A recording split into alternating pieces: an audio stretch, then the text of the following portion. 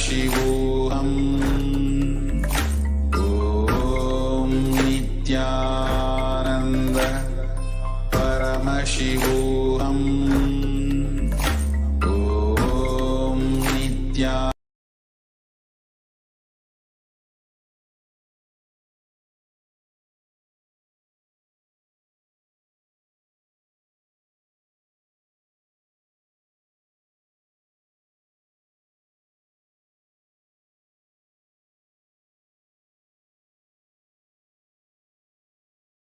Connecting with the divine with your eyes closed is meditation. Connecting with the divine with your eyes open is darshan. Come, let us all now move from meditation to darshan. Slowly, very slowly, please open your eyes.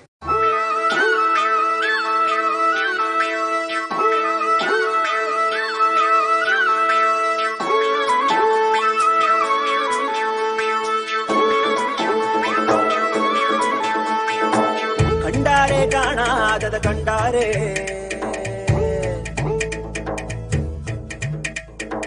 கண்டாரே காணாதத கண்டாரே ஒரு வீடு ஒரு கூடு அட எதுவும் கிடையாதே சாக்காடு பிடிமூப்பு அதையெல்லாம் கடந்தாரே கண்டாரே கைலாசம் கண்டாரே கூத்தாடும் சடையாண்டி அதை குறியா கொண்டாரே காத்தோடு கதை பேசி சிவஞானம் கண்டாரே பத்தோட ஓரட்டு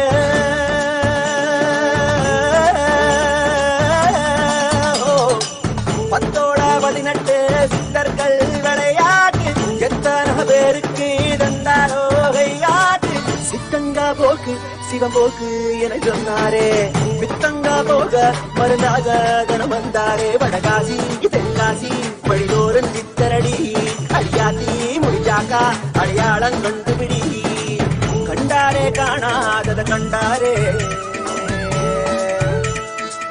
கண்டாரே கைலாசம் கண்டாரே கண்டாரே காணாதத கண்டாரே ஒரு வீடு ஒரு கூடு அட எதுவும் கிடையாதே சாக்காடு பிடிமூப்பு அதையெல்லாம் கடந்தாரே கண்டாரே கைலாசம் கண்டாரே கூத்தாடும் சடையாண்டி அதை குறியா கொண்டாரே காத்தோடு கதை பேசி சிவஞானம் கண்டாரே பத்தோட ஓரட்டு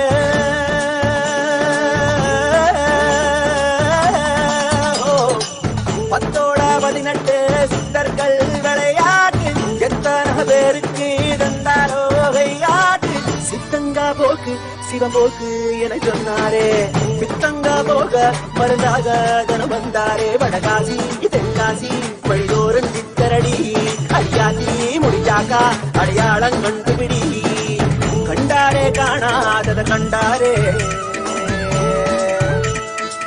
கண்டாரே கைலாசம் கண்டாரே கண்டாரே காணாதத கண்டாரே ஒரு வீடு ஒரு கூடு அட எதுவும் கிடையாதே சாக்காடு பிடிமூப்பு அதையெல்லாம் கடந்தாரே கண்டாரே கைலாசம் கண்டாரே கூத்தாடும் சடையாண்டி அதை குறியா கொண்டாரே காத்தோடு கதை பேசி சிவஞானம் கண்டாரே பத்தோட ஓரட்டு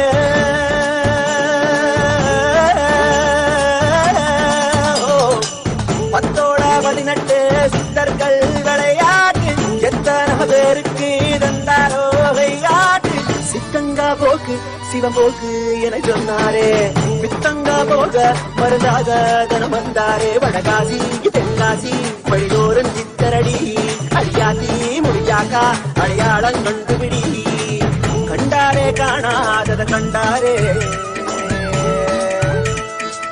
கண்டாரே கைலாசம் கண்டாரே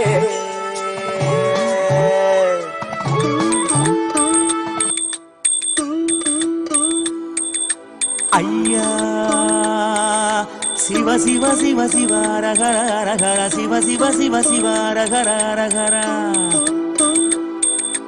ஐயா சிவ சிவ சிவ சிவ ரகர ரகர சிவ சிவ சிவ சிவ ரகர ரகர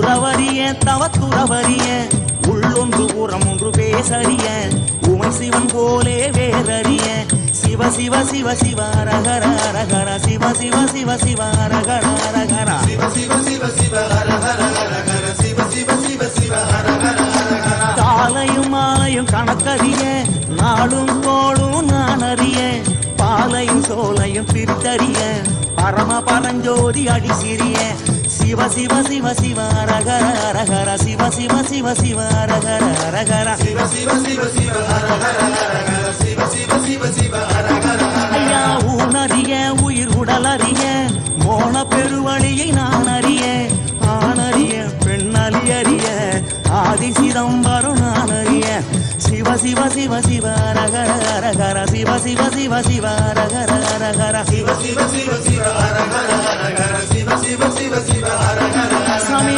உன்னது பொருளது கண்டறிய போகமும் மோகமும் கொண்டறிய ஆசை பேராசை அறிந்தறிய அம்பலமாடியை மறந்தறிய சிவ சிவ சிவ சிவ ரகர ரகர சிவ சிவ சிவ சிவ ரகர ரகர சிவ சிவ சிவ சிவ ரகர ரகர சிவ சிவ சிவ சிவ ரகர ரகர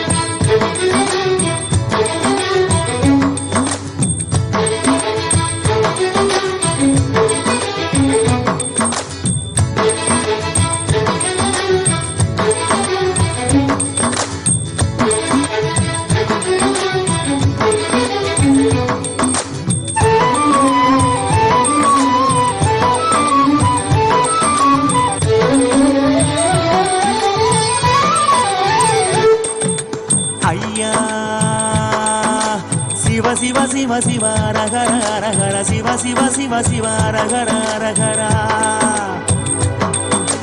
ஐயா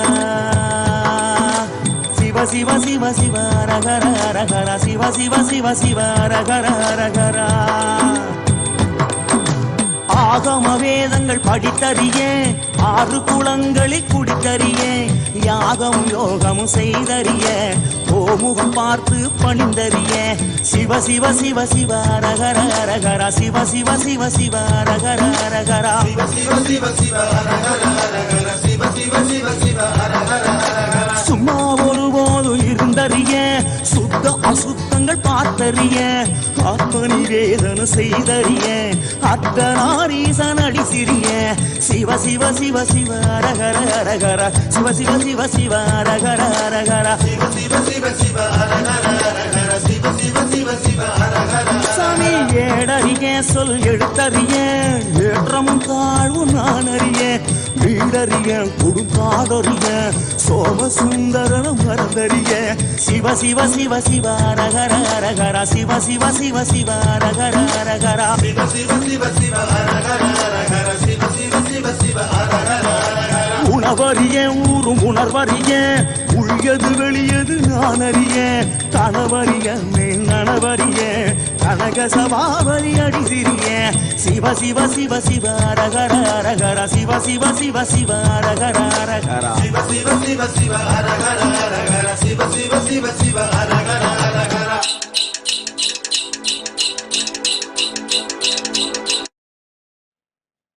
ஓம் நித்யானந்தேஸ்வர பரமசிவசமாரம்பாம் நித்யானந்தேஸ்வரி பரமசக்தி மத்யமாம் அஸ்மதாச்சார்யபர்யந்தாம் வந்தே குரு பரம்பராம்.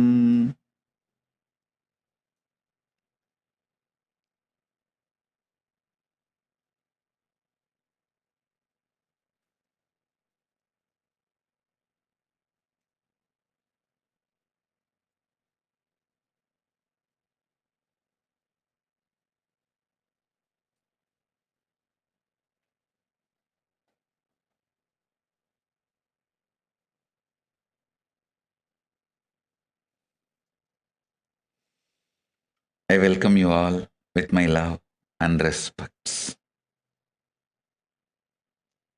I welcome all the living, practicing Hindus, de facto Kailasians from all over the world.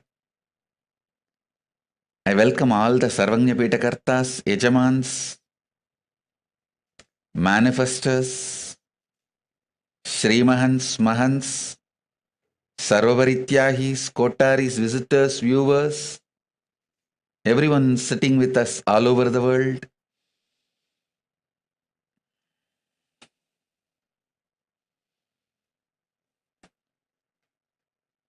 Through Nithyananda TV, Kailasa TV, I welcome all of you with my love and blessings. Paramashiva's message directly from Kailasa. Listen, what is happening now in the cosmos is the most favorable, supporting, auspicious ambience for enlightenment. See, the best thing that can happen to beings, the best spiritual breakthrough that can happen to beings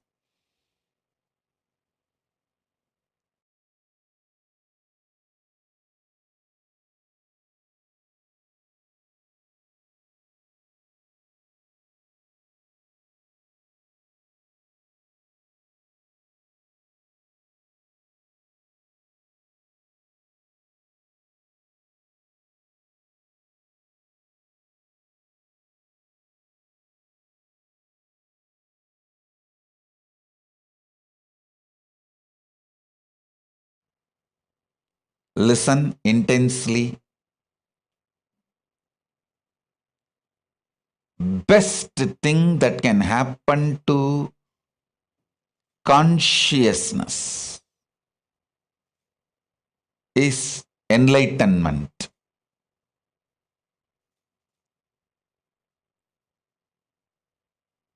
Being part of this Paramashiva's mission as enlightened being. I tell you, when you become enlightened, you automatically become part of this Paramashiva's Kailasa, the mission.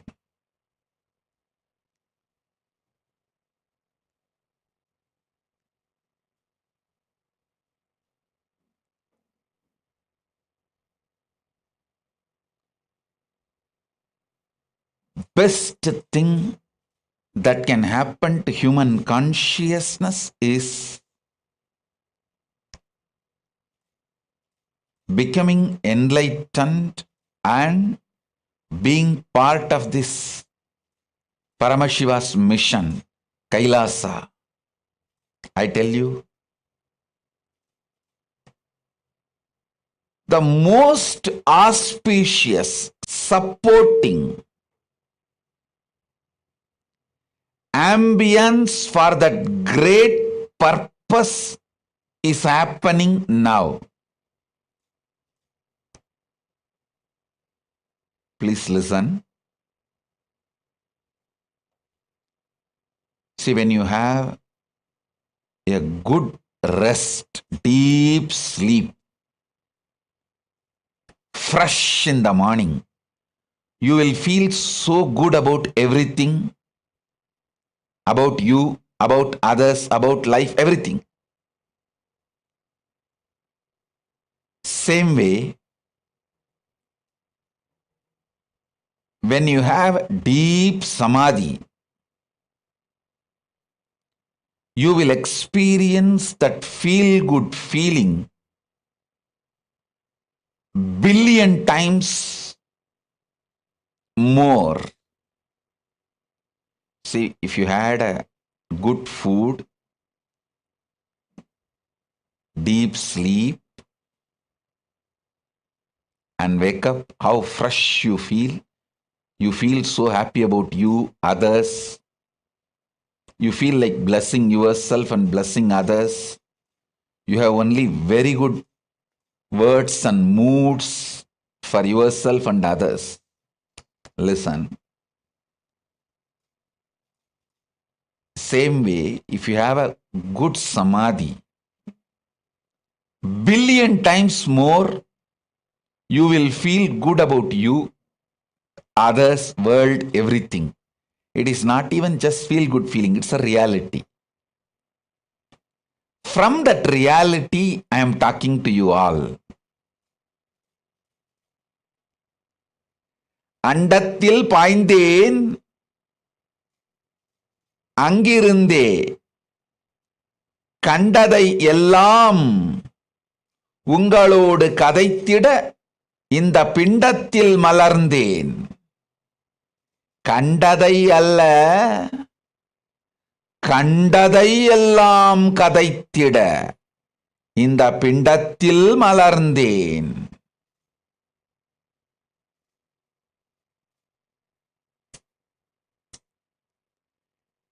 கண்டதை கண்டபடி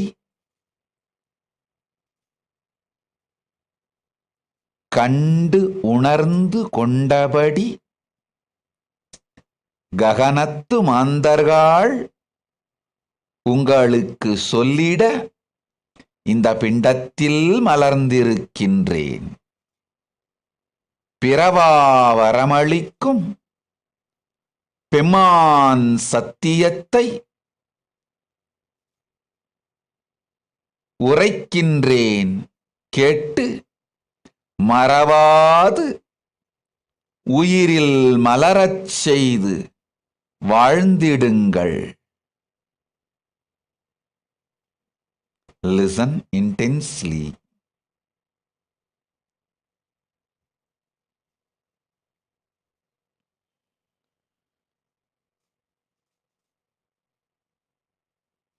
If I come for Satsangh or Akashic reading, darshans, programs every day, it's a good news for all of you. If I don't come for a few days, because I was in deep samadhi, it's a great news for all of you. Because I'm going to bring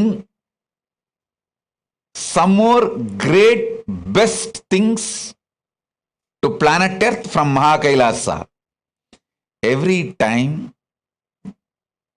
I go to Kailasa, reside in that vertical time zone in Samadhi, and come back, I have a great gifts for all of you.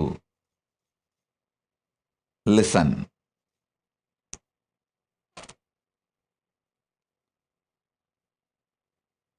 First thing I want to tell you, I want to introduce the great gifts and the great news I have brought from Kailasa.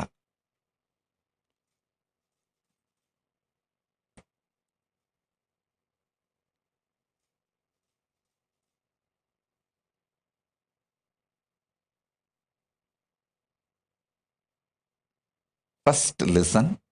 First point I want to tell you.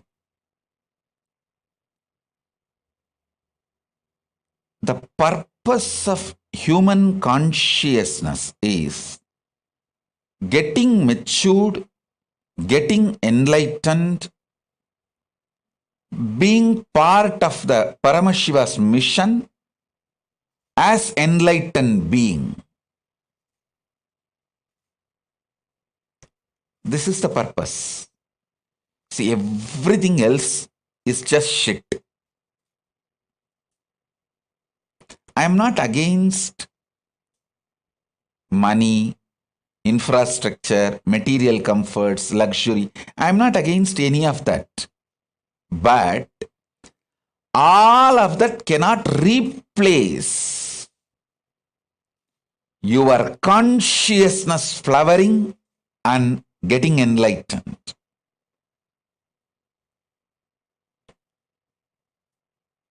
I am telling you, money is nothing but collectively accepted imagination given legitimacy. Collectively accepted imagination given legitimacy is money. I'm not against money. Money is great as long as it is useful for administration to make human life better on planet Earth. To make our lives better on planet Earth, if the money is useful, great. But if that same concept of money is used by chronic capitalists or manipulators in any field to stop human beings growing consciously,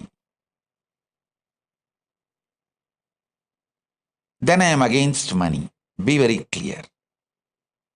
Listen. Money is great as long as it supports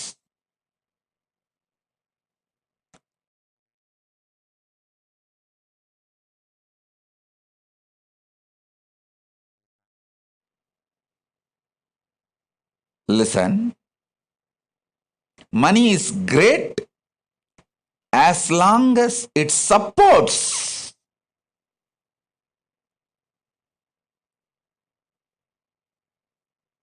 human beings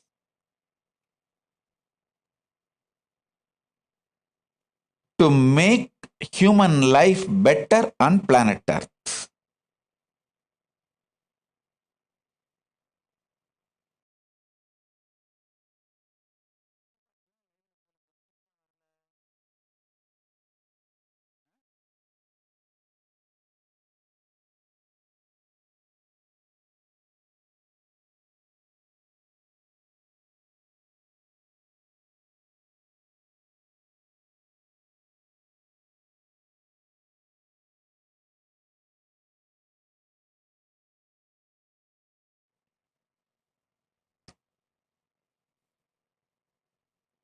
Listen, I'll repeat.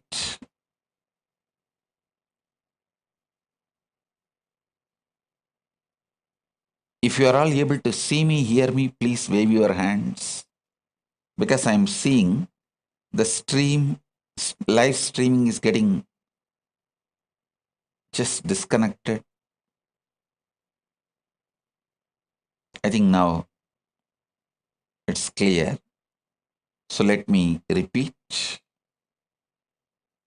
All of you listen carefully.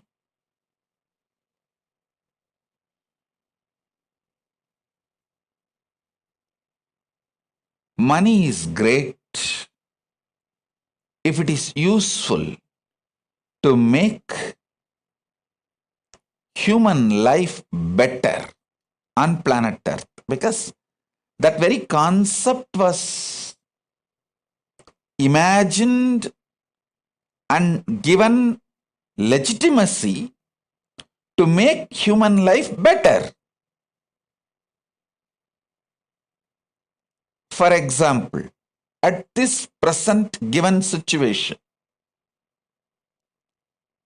the concept of money should be used to provide food, medical care, everything to all the citizens of planet Earth by providing a complete quarantine. Listen.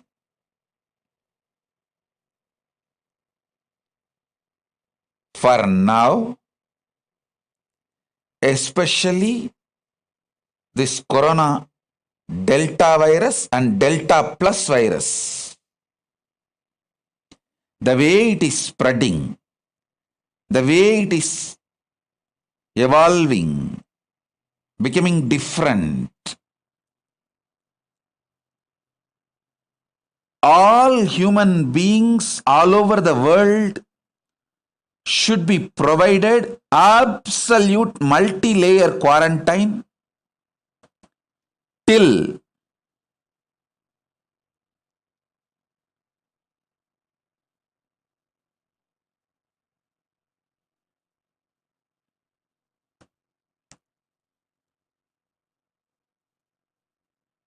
complete elimination of corona is done. Complete elimination of corona and its variants are done till we know for sure absolutely corona is eliminated. All human beings should be provided multi-layer quarantine, food, safety, everything. No human being should suffer without food and medical care. Actually, this should be the purpose of concept of money for the time being. Please understand.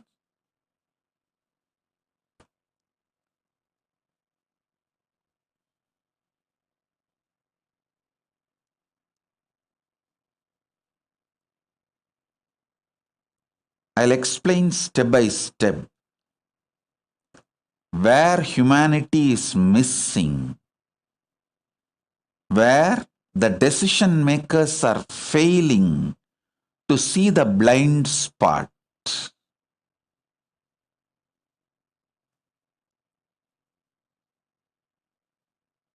All systems, money, economy, bank, fixing a price for agricultural products or any product, everything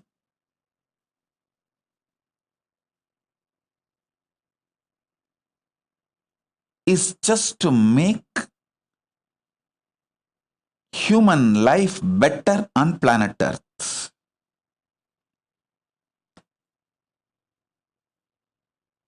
Human beings need some kind of an inspiration and greed to run. So the common imagination called money, which is given legitimacy, is a very good way to make human beings run. Keep themselves energetic, alive. So as long as money is used for that, it's okay. But at the given situation now, corona time, money and economy cannot be the reason to put human lives at risk, because human life is far more precious than all the idea and concept of money put together. One human life, one human being with consciousness is far more superior, greater, higher than this whole so-called collective imagination, money, which is given legitimacy due to its utility value. Understand?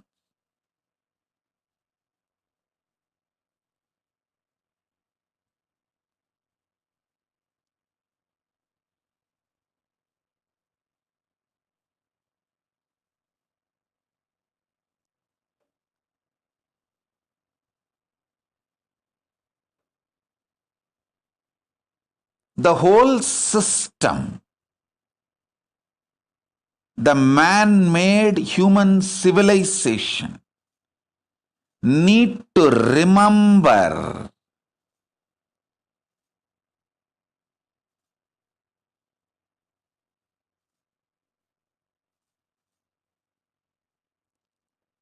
the purpose of civilization is to make human life better on planet Earth.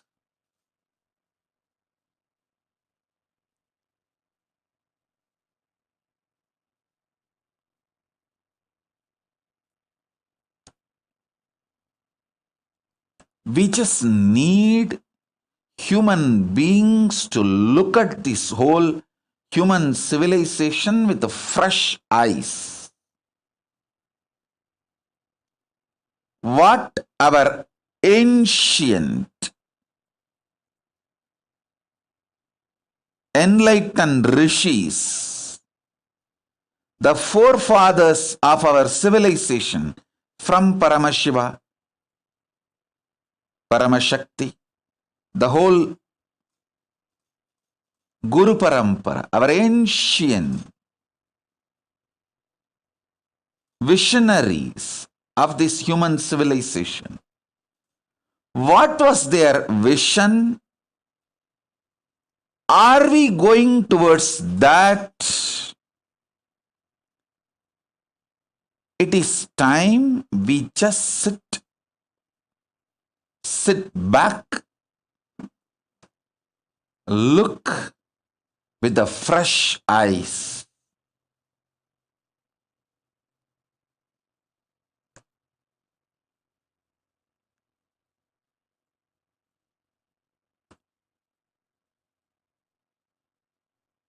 At least all my disciples, please think sincerely about this vision I am giving you all. If I can put this seed in all of you and all of you start thinking, I will feel job satisfaction. Last so many days, I was soaked in samadhi and I have brought some understanding, some vision, some truths.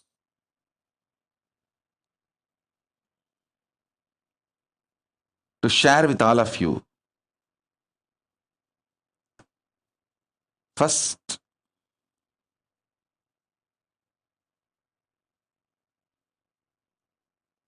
everything is for the sake of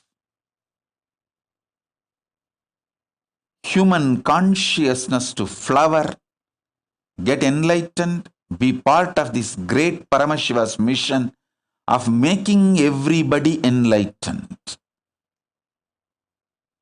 That's the first truth. Second, listen. This is the deep, sacred secret. Paramashiva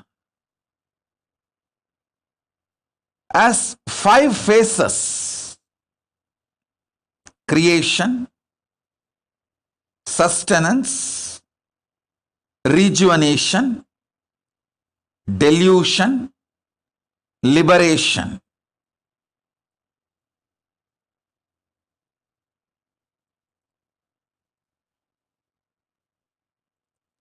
People ask me, why destruction, rejuvenation, and delusion is done by Paramashiva? Listen. Whenever the forgetfulness is given to you,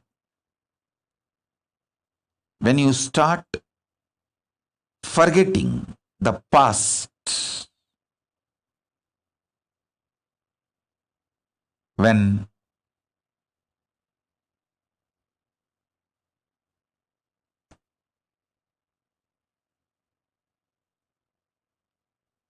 you get deluded, confused, forgetful about the past, the great possibility for a breakthrough is given to you. Listen. If you remember your past and proceed with your life further, that is called growth. If you learn to survive reinvent yourself during the absolute forgetfulness, delusion, confusion.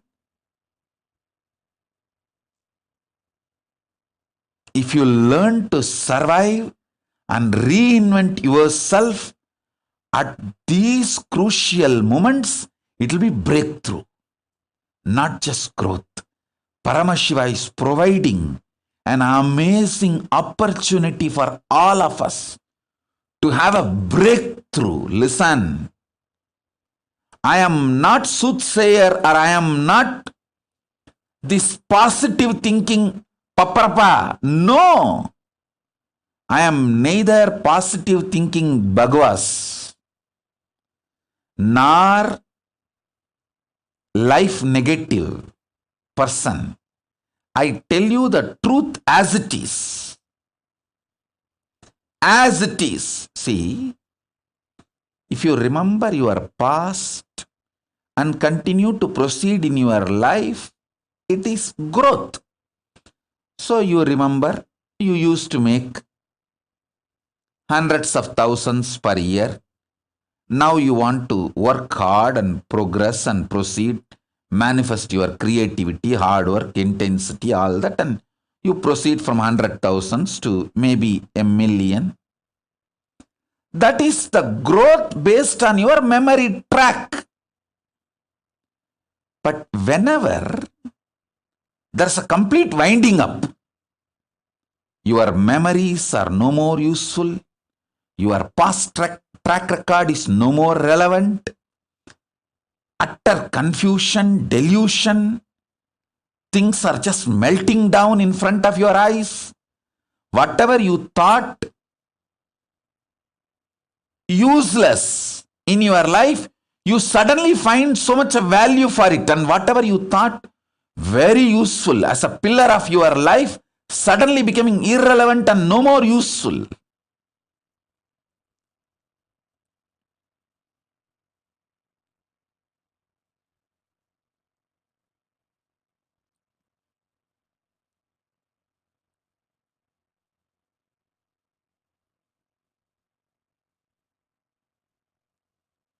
This whole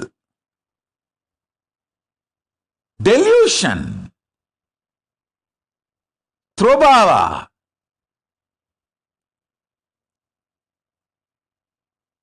the great deluge happening is an amazing opportunity for all of you. Amazing opportunity for all of you to reinvent yourself, to have a breakthrough for your life, to give an amazing breakthrough to yourself. I tell you,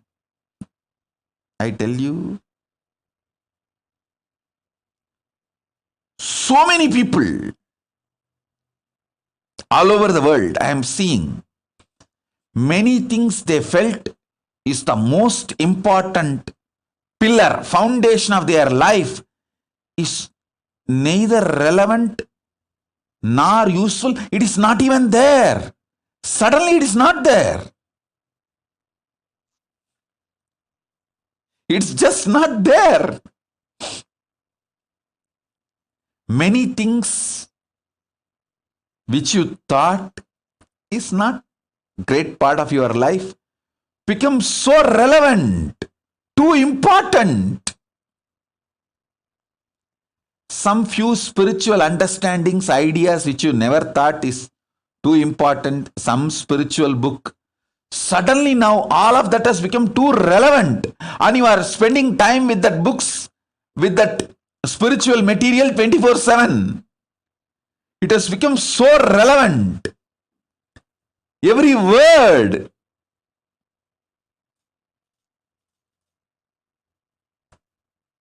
is useful. You are taking it very serious. Start working. Nowadays, I am not teaching at all about completion because everyone has to practice completion even to survive without getting mental breakdown. If you have to be without becoming paityam, loose,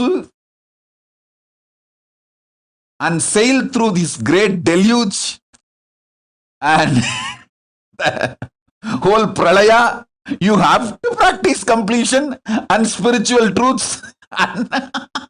Otherwise, you will be scratching your head.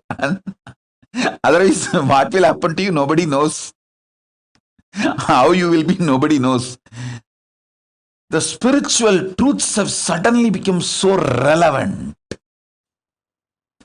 even for basic survival. I am telling you.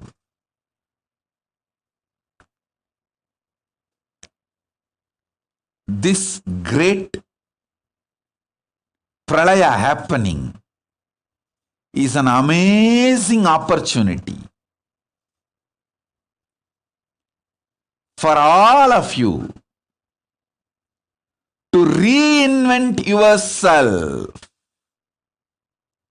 rediscover yourself, rebuild yourself, revive yourself.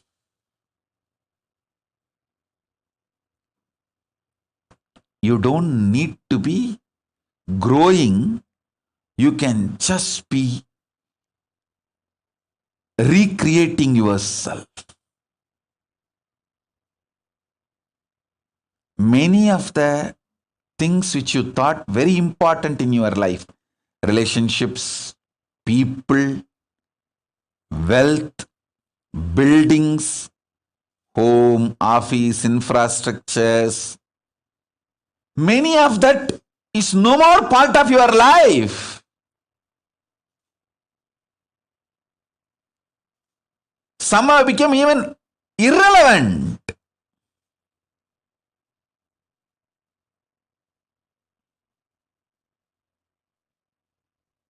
Just look around.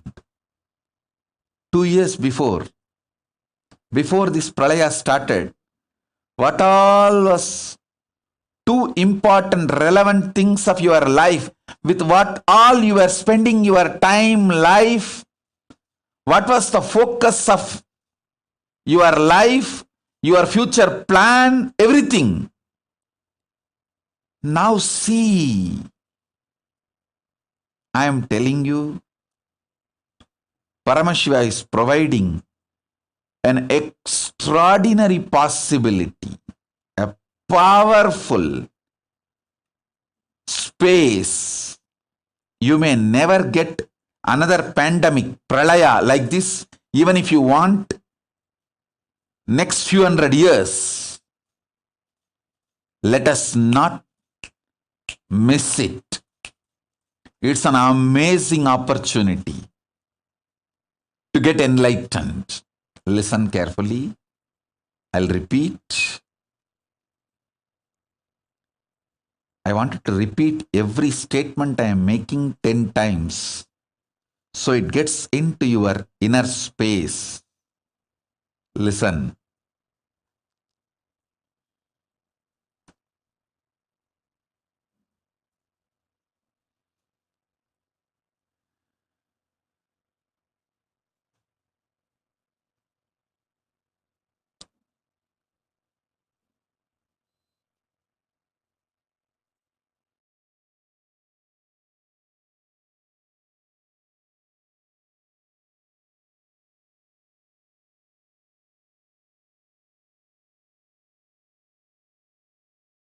"30 years of life."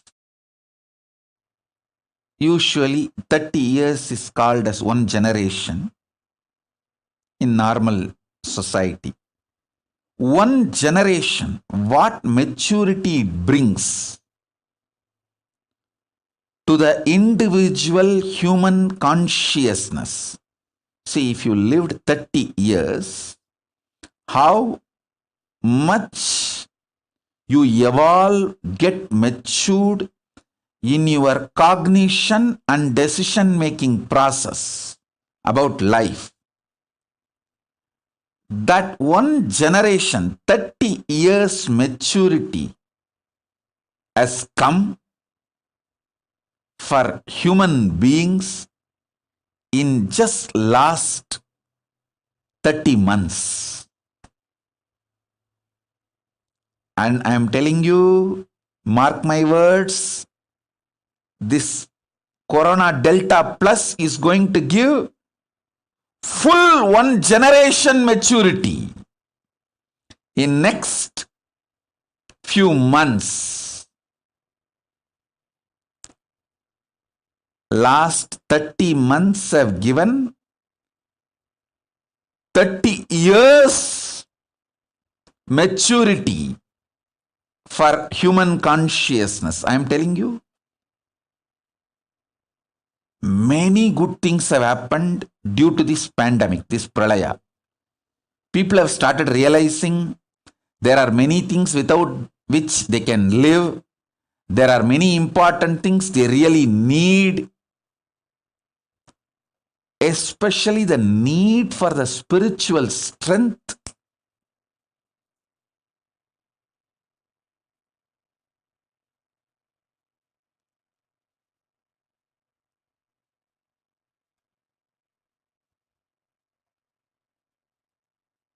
Is happening in every being. Every being has started realizing the need for the spiritual strength, the need for enlightenment. I'm telling you.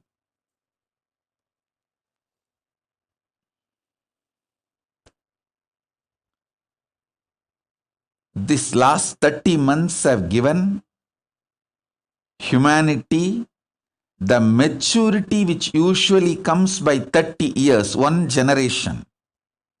And mark my words, next few months, the Corona Delta Plus is going to give full 30 more years, one more generation maturity to humanity. Not only the way, quick and fast way the Delta Plus virus is spreading, the way it is going to impact the health of the human beings and the death rate. All that is going to give one generation maturity to human beings. Listen, I am neither giving you negative information nor trying to show positivity bhagavas. No, I am just revealing the truths as it is. I am fresh from samadhi. You can take it as a cosmic breaking news.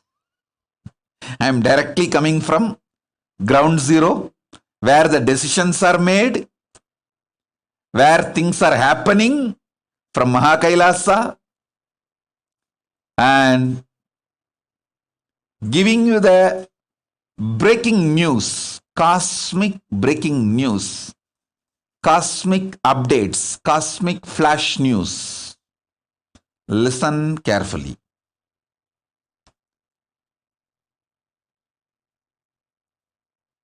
O human beings, you are given an amazing opportunity to get enlightened.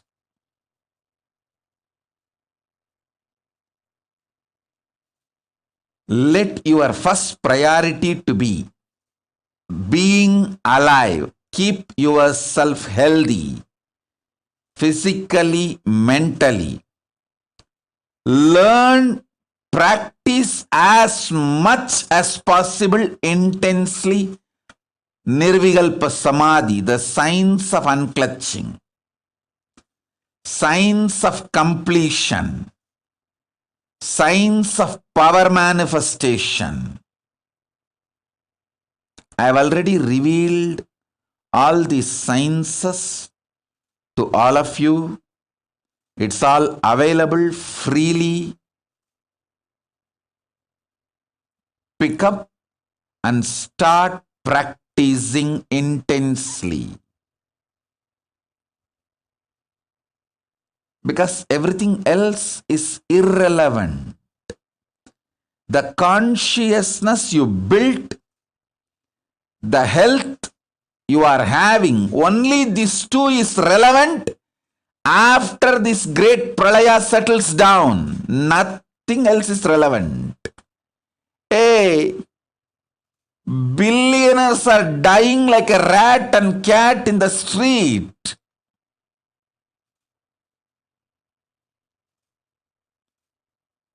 The common imagination concept money, which is given legitimacy, has no meaning.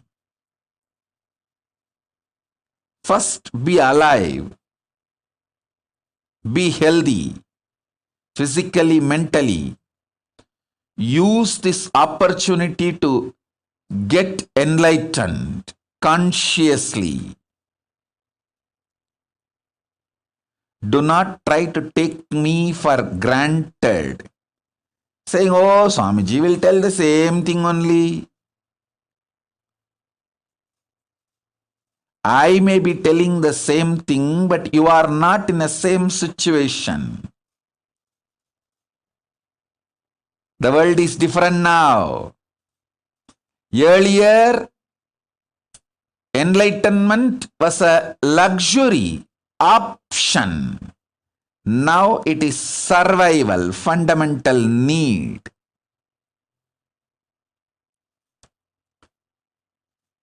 Just like your morning breakfast, enlightenment is the fundamental need.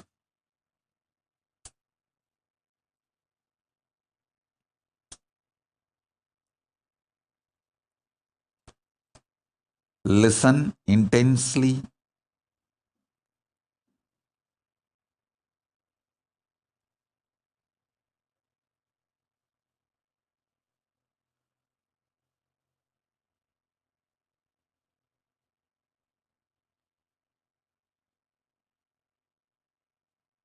This pralaya,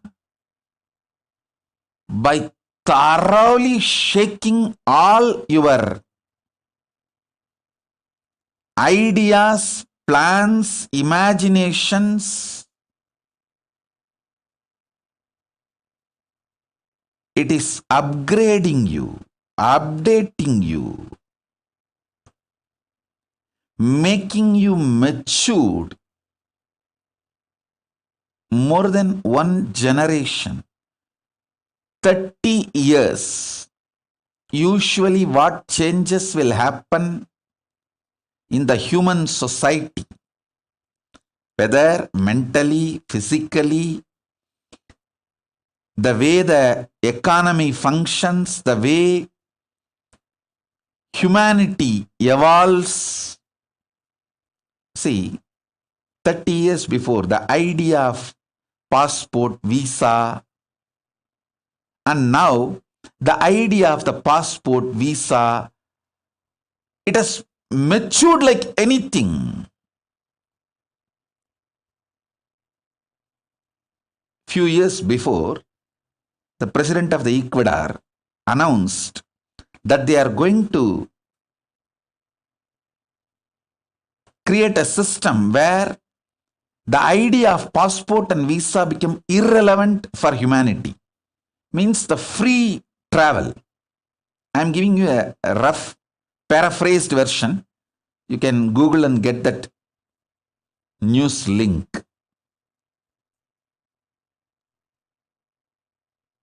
The ideas. See, earlier, when the idea of passport and visa, all this was happening 30 years before, it was more for restriction purpose.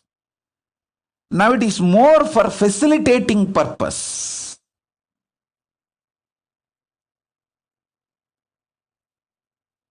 I am telling you, after this pralaya, the ideas of passport, visa, all that will have a next level of matured cognition. It will be just giving you the multiple choices and options. Earlier, when this idea of passport, visa and all, when it was created, it was more like for restricting purpose. Then it evolved into a facilitating purpose. Now it will be more like giving you the wide choices, variety, options. It may even evolve to the next level.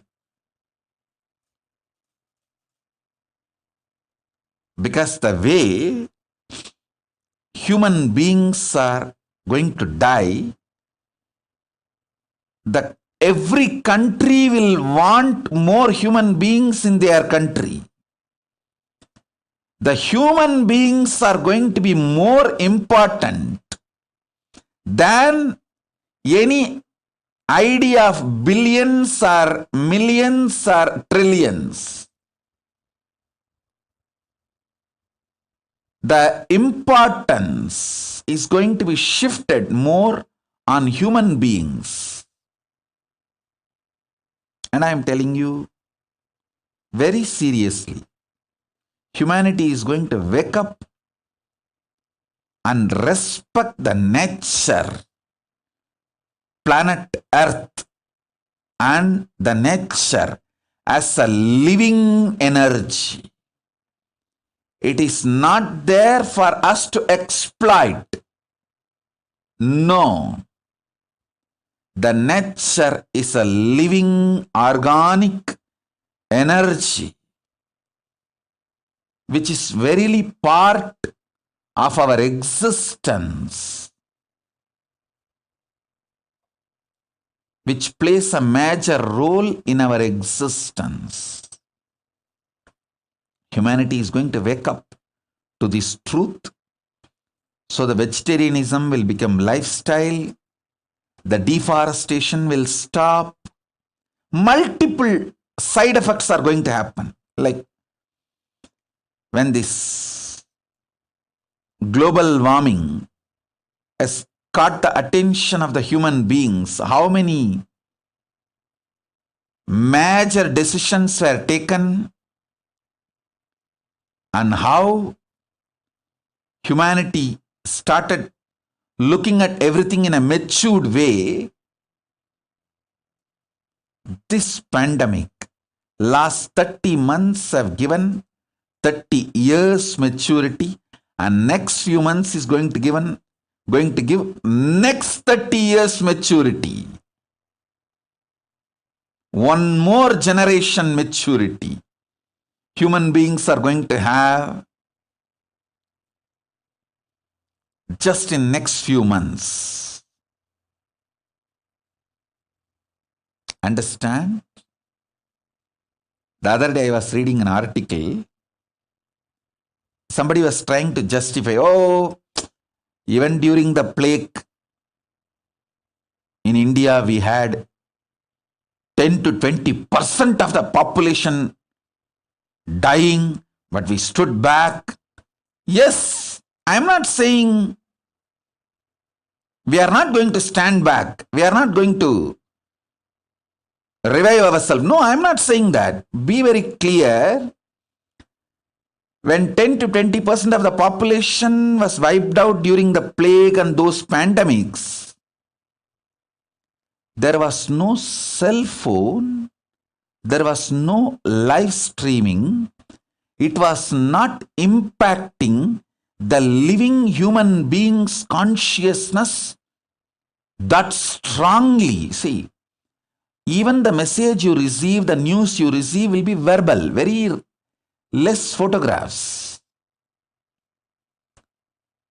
So the people who survived, the impact of others' death on the minds of the people who survived was not too much. But now, due to cell phone communication, The internet, mass media, everything available. You guys are underestimating the impact of even few deaths going to happen on the people who are alive. See, I am neither supporting media lying by hiding the number of common man's death, nor I am supporting media going gaga and wild and overacting and overreacting some of the VIP deaths due to corona. Both extreme I am not supporting, but both extremes are weakening the human beings, and both extreme, see, hiding the deaths of the common mass and too much of limelight for some celebrities dying in corona, both are not letting human beings to take the right decision.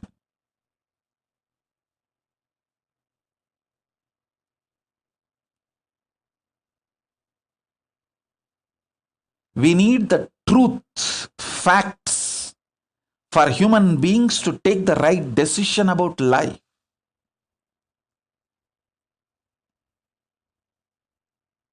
Neither we should break the confidence of the people on the civilization, nor they should have the false arrogance and roam around without protecting themselves from the corona. Please understand, when the large common mass deaths are hidden from others, see, common man's deaths, large number, but it is covered, hidden from the humanity. The human beings don't understand the necessity to protect themselves from corona, and they start moving around unprotected. They are not taking corona seriously. That's one side. The other side, too much importance is given to these VIP deaths due to corona, that makes human being lose confidence on the society, human civilization. That is also not going to work, because that gives a kind of a arrogant decision. What can be done? Even those VIPs are dying. How the people start thinking, oh, even those VIPs are dying, nothing can be done anyhow. This is the way it is going to be, so let me live as long as I can. That is the way that drunkards standing in queue just for 1 quarter and getting corona and dying. Oh God, I'm telling you, this alcohol shop corona deaths are the most pathetic. Now, I'm not talking about just one nation, one state. I'm telling about the whole world. Alcohol shop corona deaths. That's most pathetic. Kind of a delusional arrogance.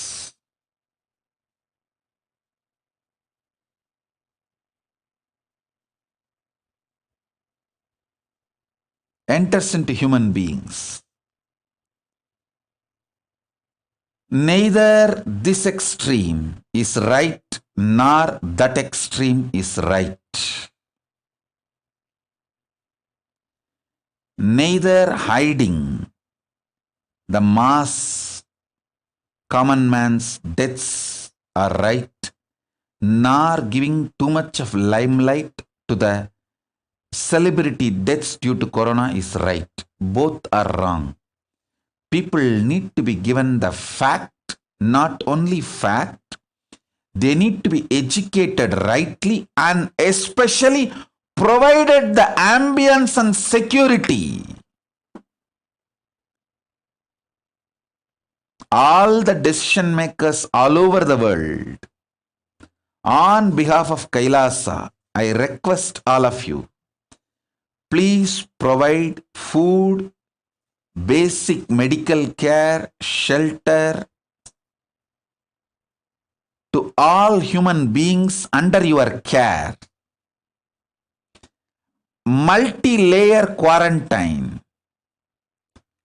till this corona is completely eliminated from planet Earth, till that spreading cycle, that chain is broken.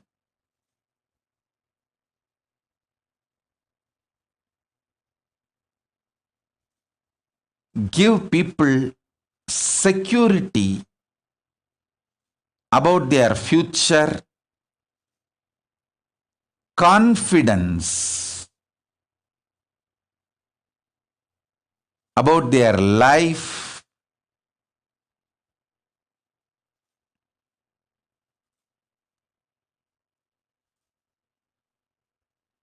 this is the first priority for all the decision makers all over the world. I sincerely request all of you humbly to make this as your first priority.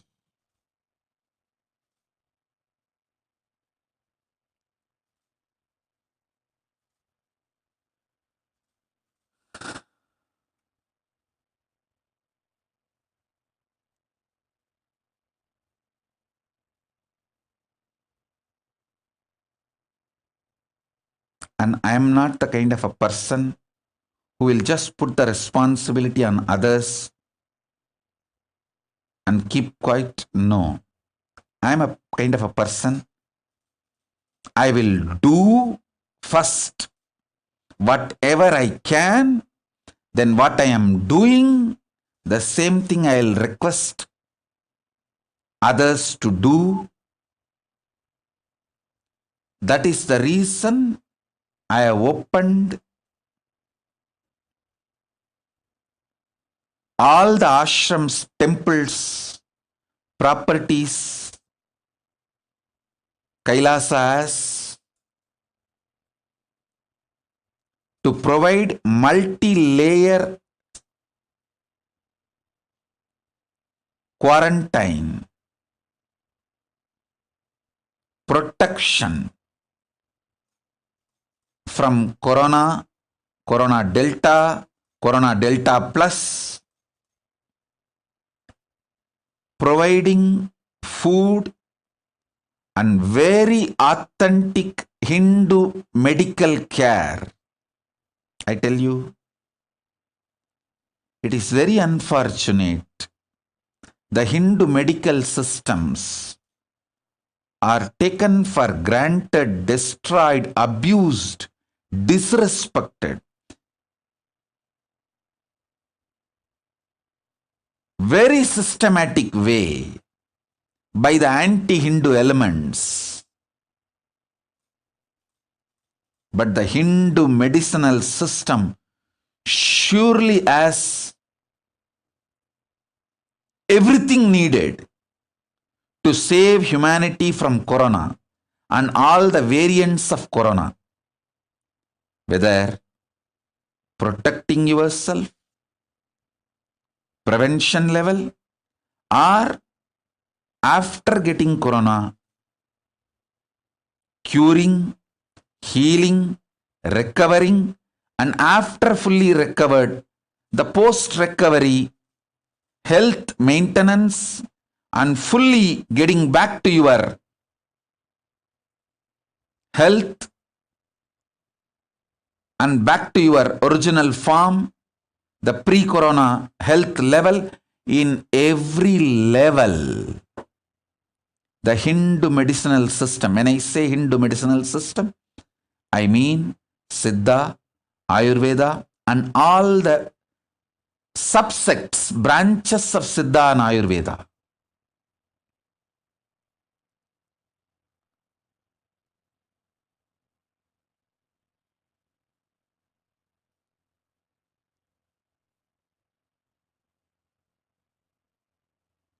Hindu medicinal system as a solution for corona, I know.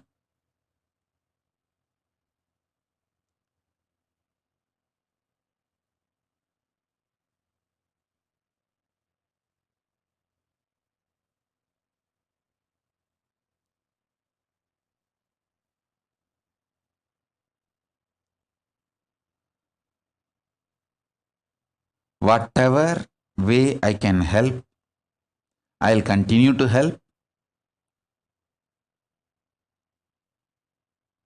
I won't waste my time in blaming or putting the responsibility on others.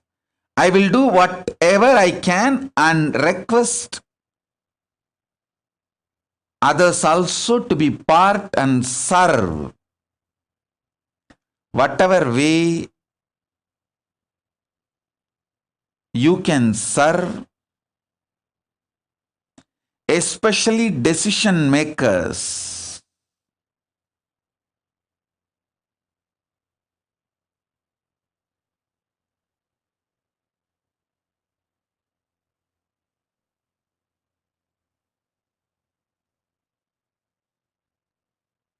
People who are under your care,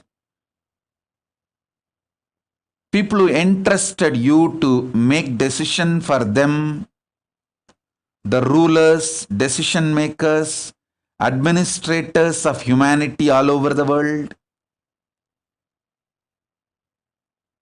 Please focus on keeping human beings alive, healthy through this whole deluge, the pralaya, pandemic.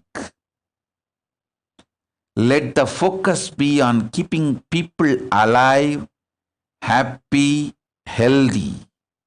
Let that be the first priority.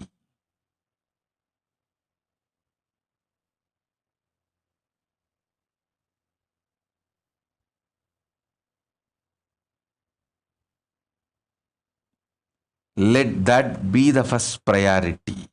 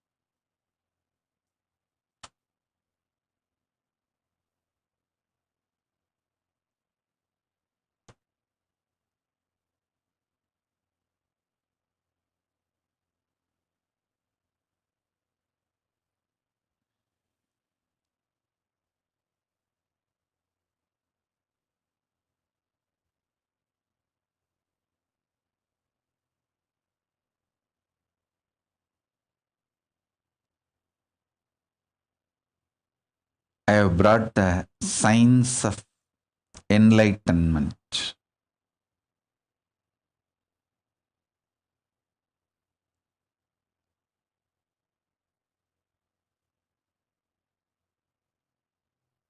Especially for the humanity during this pandemic, this pralaya time, this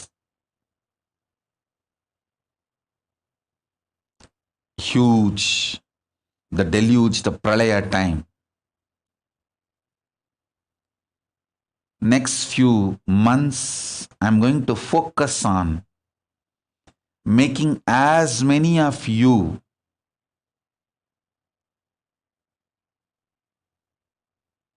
enlightened.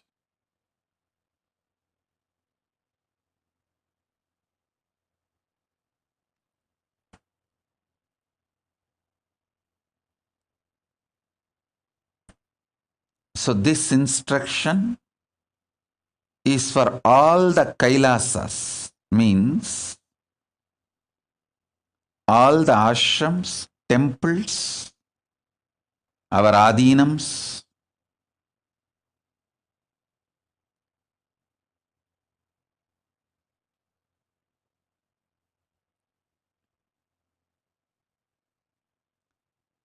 and all my sincere disciples, followers, who literally live the lifestyle of Kailasa wherever you are. All of you listen.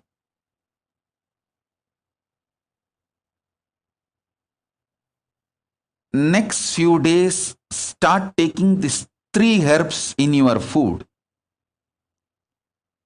Karisalanganni, Ponnanganni, Thuduvalai. I will repeat. I will even put the English word in the social media as the gist of the Satsangh. I do not know the English word now, so now I will tell in the Tamil. Ponnanganni, Karisalanganni, Thuduvalai. All the ashrams should grow these 3 herbs.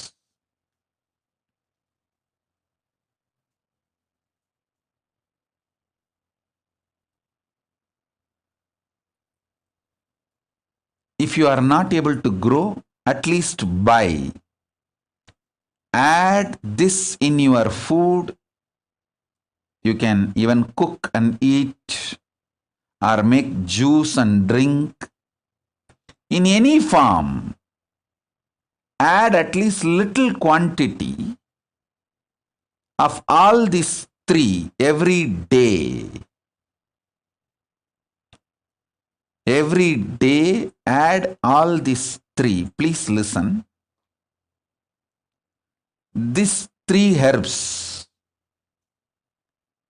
strengthen your body and mind. It helps you to receive the enlightenment, manifest powers. These are the powerful aushadas. Actually, I'll tell you one incident.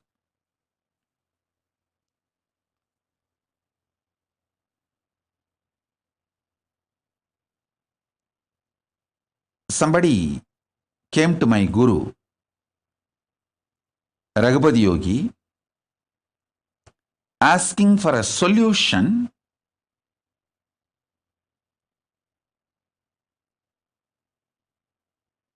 for his personal problem. He was going through some problem in his house. He wants a solution. Then my guru told him, bring Thuduvalai leaf, 10 leaves tomorrow. I was sitting next to my guru when he gave this solution. I thought maybe when the Thuduvalai comes, he is going to energize him and make him eat or whatever. I just waited. Next day, that person came with that 10 Thuduvalai leaf. My guru took that Thuduvalai leaf in his hand and asked me to eat. I didn't understand why he's asking me to eat. I ate. And he asked me to sit. And he told that person, the devotee who came for solution, to touch my feet and do Pada Puja to me. Take my blessings.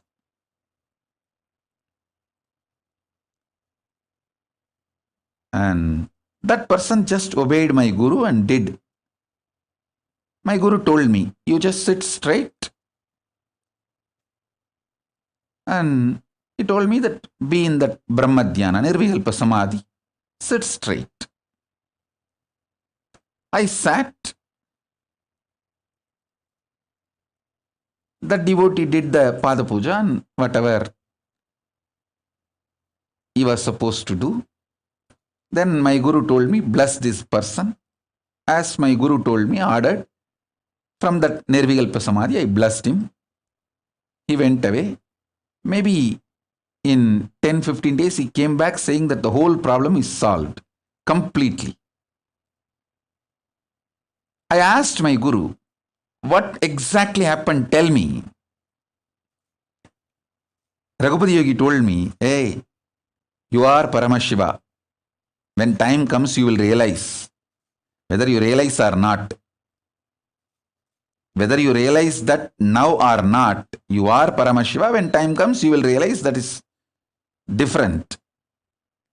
When I gave the Tuduvalai and you ate and sat, your Paramashivatva intensely started manifesting in your body. So that is the time I asked him to worship you, do Pada Puja to you. So directly he receives Paramashiva's energy and powers. He got the blessing and he went away. And I tell you, for quite a long time, when I used to sit for Pada Puja, I will have Tuduvale in my mouth for quite a long time. Only after I started traveling outside India, when we were not able to get that herb, and by the time it was also not required, I stopped using. Tuduvala is that powerful herb. When you use Tuduvala every day, simply you manifest the powers of Paramashiva. Karisalanganni, Ponnanganni, Tuduvalai. All this heals your body and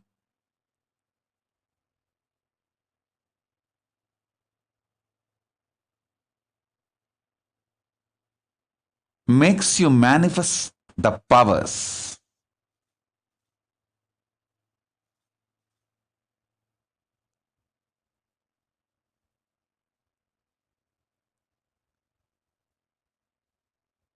Especially all of you who want to manifest powers, whenever I give Shakti Pada and Shakti Nipada, if you want to receive my initiation and manifest the powers, please start adding these 3 herbs in your food regularly. Actually, these 3 are very powerful herbs, even to bring health in you.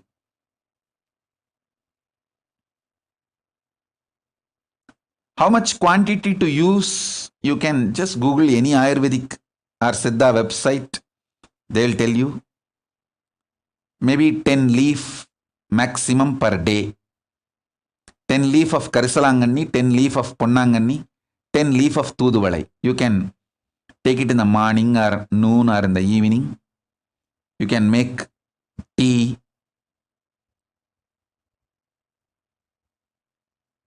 You can make kashayam or any ways. And or you can take it as part of your food also.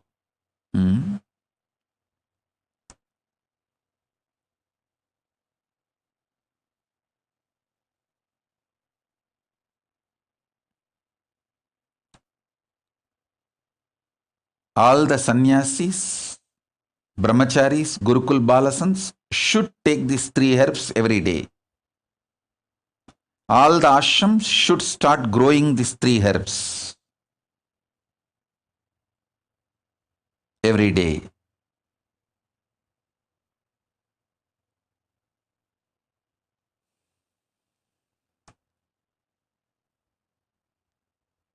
So that you are all ready to receive and get enlightened. This whole science which I am bringing now, just your integrity is enough. Wherever you are, your integrity is enough. You can connect and manifest enlightenment enjoy the best things of superconsciousness, powers of Paramashiva.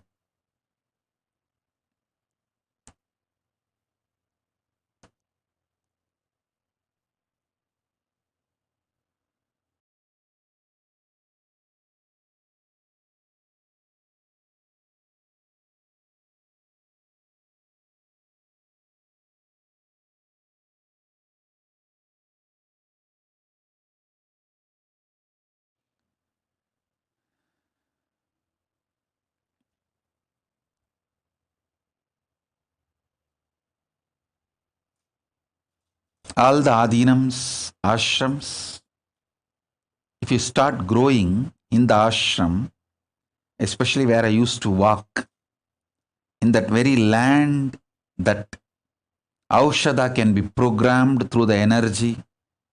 I brought enough energy from Kailasa. I'll program them for all of you to manifest enlightenment and powers of Paramashiva.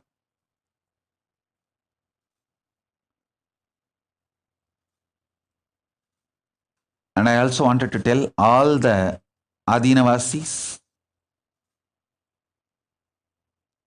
of all ashrams, if you grow this 3 herb and give freely to other devotees all over the world who can't grow on their own in their house, you will get all the punya, good karma and blessings. With that punya, you will manifest more powers.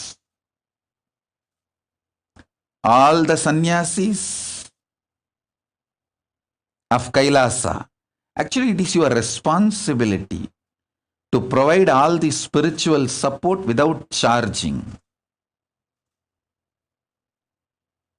So this is my order to all my sannyasis, the whole sovereign order of Kailasa, all my sannyasis, brahmacharis, grihasthas who are staying inside my ashrams and campuses. You should grow all these 3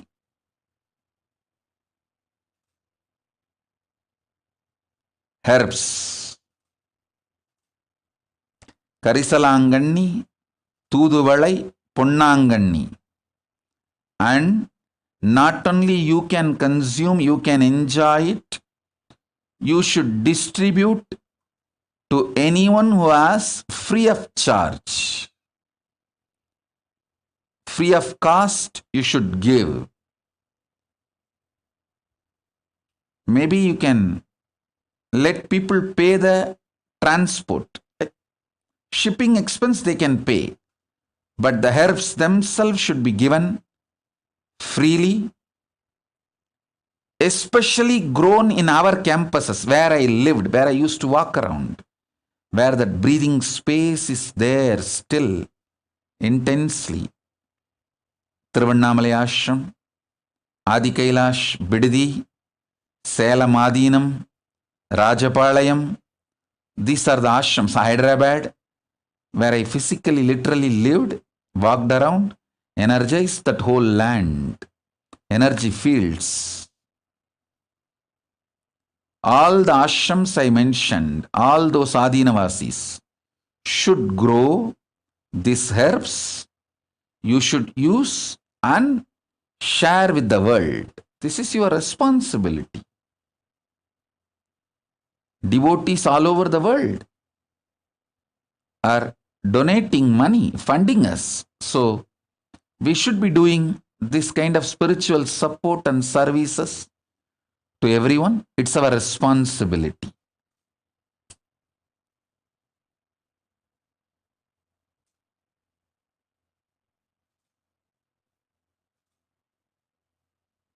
And it is too easy to grow. It's not difficult, very easy to grow, especially in India. We have so much land. I used to go and stay in Rajapalayam. Rajapalayam, we have a 40-acre land, beautiful agriculture land inside a forest. I used to purposely go and stay there. People used to ask, why Swamiji going and staying in that forest? I said, hey, I'm energizing this whole area. You guys don't know, in future, so many Siddha, Aushadhi herbs are going to grow here, which will be useful for the whole world, which will be useful for the people to manifest powers.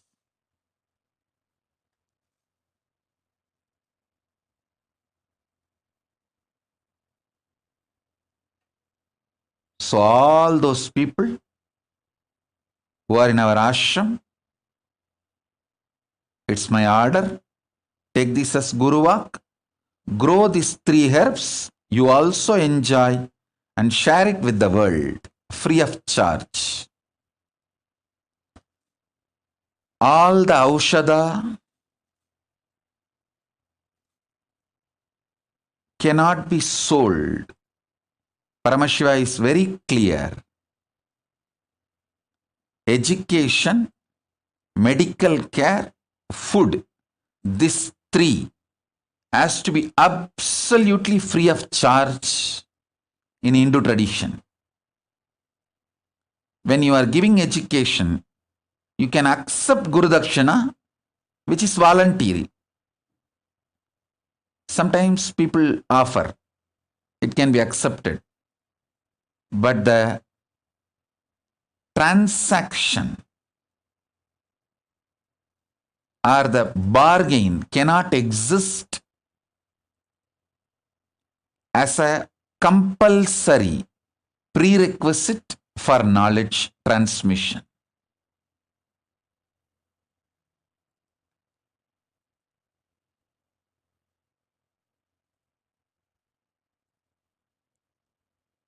Same way the Aushadha. Aushadha has to be absolutely free. Share it with the world. I also wanted to tell you all, I am working on a very sound economical system for Kailasa, where I can start providing all this free of charge for the anybody, the practicing Hindus who wants, whether you are born as a Hindu or not born as Hindu is not a problem. Practicing Hindu. If you are a practicing Hindu and you want, we will be able to provide. We will be able to provide. I am building that kind of a sound economy.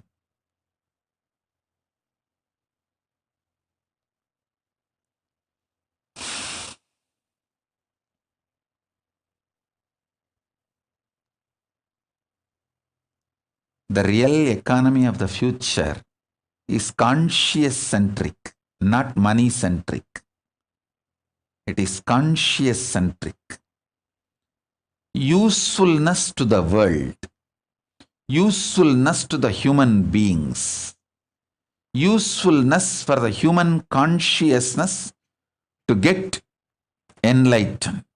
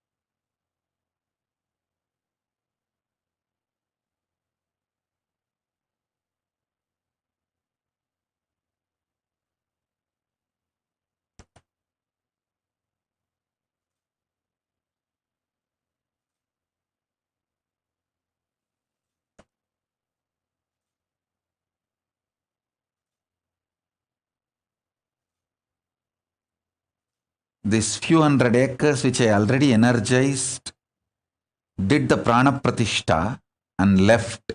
See, in Hindu tradition, the herbal garden, Siddhavana, Siddha Aranya, has to have Vastu Santi, Mooligai Saba Nivarti, Mooligai Prana Pratishtai, all these rituals have to be done to the land and to that whole energy field. Fortunately, in those days itself, by the grace of Paramashiva, all the land which was donated to our Sangha in India and many other countries, I have done this creating an energy field through Vastu Dosha Nivarti, Mooligai Saba Nivarti, Mooligai Prana Pratishtai, all the traditional, the spiritually energizing process, especially Biddi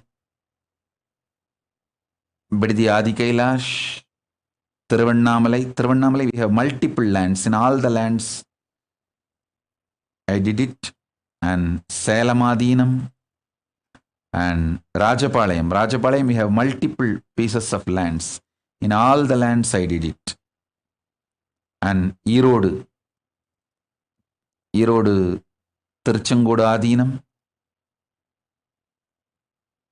So all the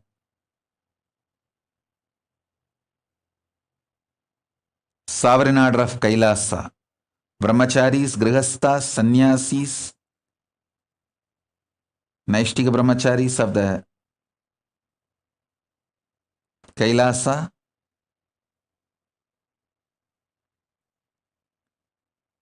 please grow these herbs in all this sacred land, which is 1,000 times more powerful than anywhere grown outside.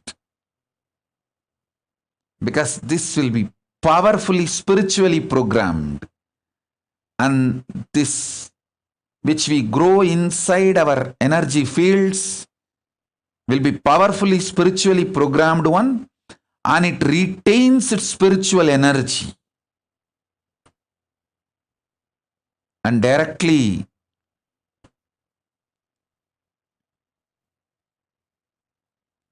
becomes part of the human bioenergy and makes the person manifest Paramashivatva.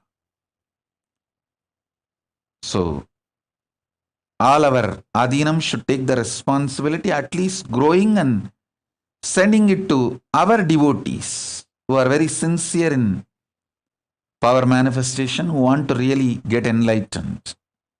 At least for those sincere people, you should be supporting it and giving it.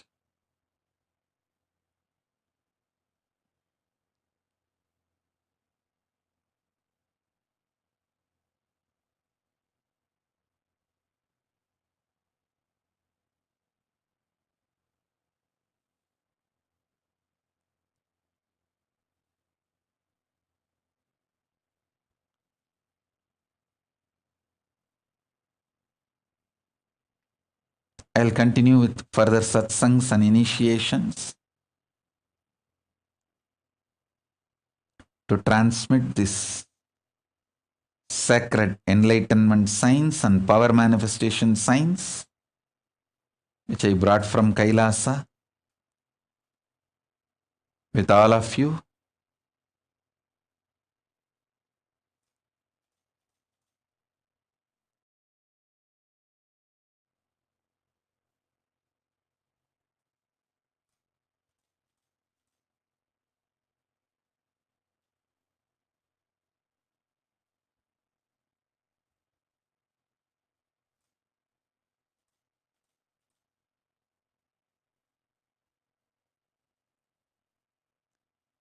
We can also do one more, all the adinams.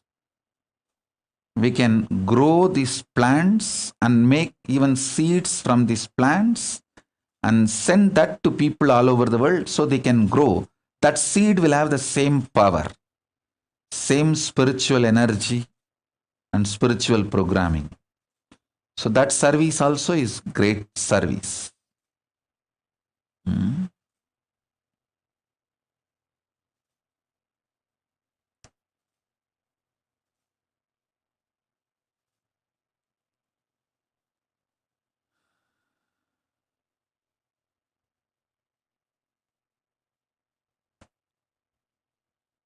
So first few things I want to reveal, I shared with you all. I have many more things to reveal. I'll reveal in further satsangs. For now, this. So essence of what I wanted to convey. Be alive, protect yourself from corona, corona delta plus, and all other multicolor fungus, black fungus, yellow fungus, green fungus, so many other variants and other brothers, sisters, cousins of this corona. Protect yourself from all of this by double layer quarantining, and use this time to experience unclutching and nirvikalpa samadhi.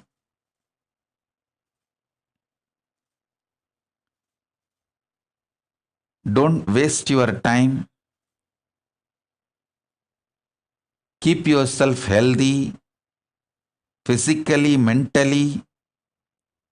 Spend more and more time in nirvikalpa samadhi, unclutching, completion, ajapa japa, intense spiritual practice.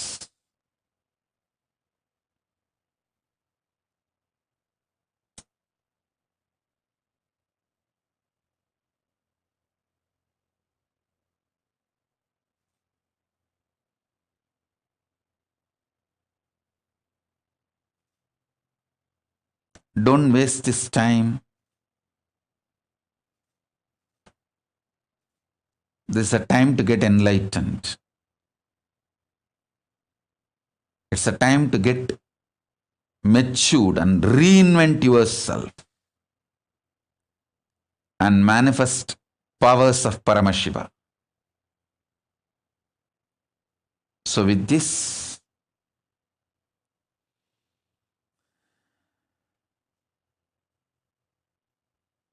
I bless you all. Let's all radiate with integrity, authenticity, responsibility, enriching, causing, living Shuddhatvaita Saivam, Paramadvaita, Paramadvaitam, the Shuddhatvaita Saivam, the state, space, powers, being, superconsciousness,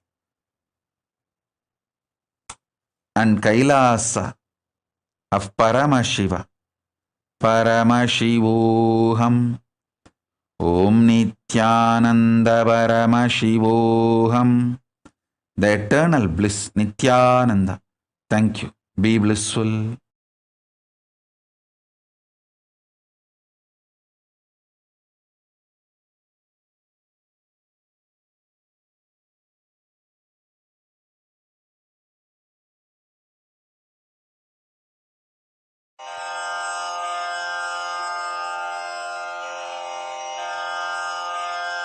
Shri कैलासोन्नतद्वादशान्त Shyamala पीठारूढ Shri Meenakshi सुन्दरेश्वरा भिन्नस्वरूप परशिवपुत्र रत्न कुमार गुरुमण्यतुल्यावतार श्री पार्वती स्तन्यपानलब्ध दिव्यज्ञान विश्रुत सकल निगमागम सारभूत द्राविड वेद प्रवक्त्रे श्रीमत् परमशिव करुणा समधिगत मुक्तामय चतुरश्रयान गीयमान छत्र चामर श्री चिह्न काहलादि समस्त बिरदावल्यलंकृत ज्ञान विज्ञान चक्रवर्ती सर्वजन संघ सद्यो निर्वाण दीक्षा व्ययापवर्ग वर्ष विश्राण जीमूत परमत कलभ केसरी शैव सिद्धांत स्थापनाचार्य श्री राजाधिराज पांड्य महाराज गुरु क्षपण शाक्यादि महांधकार निवारण ज्ञान भानु वीक्षणानर्हार्हध्वजोच्छेदनपूर्वक श्रीमद्वृषभध्वजस्थापक शैव समयकर्त्रे सर्वज्ञपीठारूढ श्रीजगद्गुरु श्रीज्ञानसम्बन्धदेशिक स्वामि वागीशसुन्दरमाणिक्यवाचक स्वामिनाम् अवतारभूत श्रीज्ञानसम्बन्ध स्वामि पुनरुद्धृत श्यामलापीठ सर्वज्ञपीठ त्रिणवत्युत्तरद्विशततम गुरुमहासन्निधान अरुणगिरियोगीश्वर परम्परागत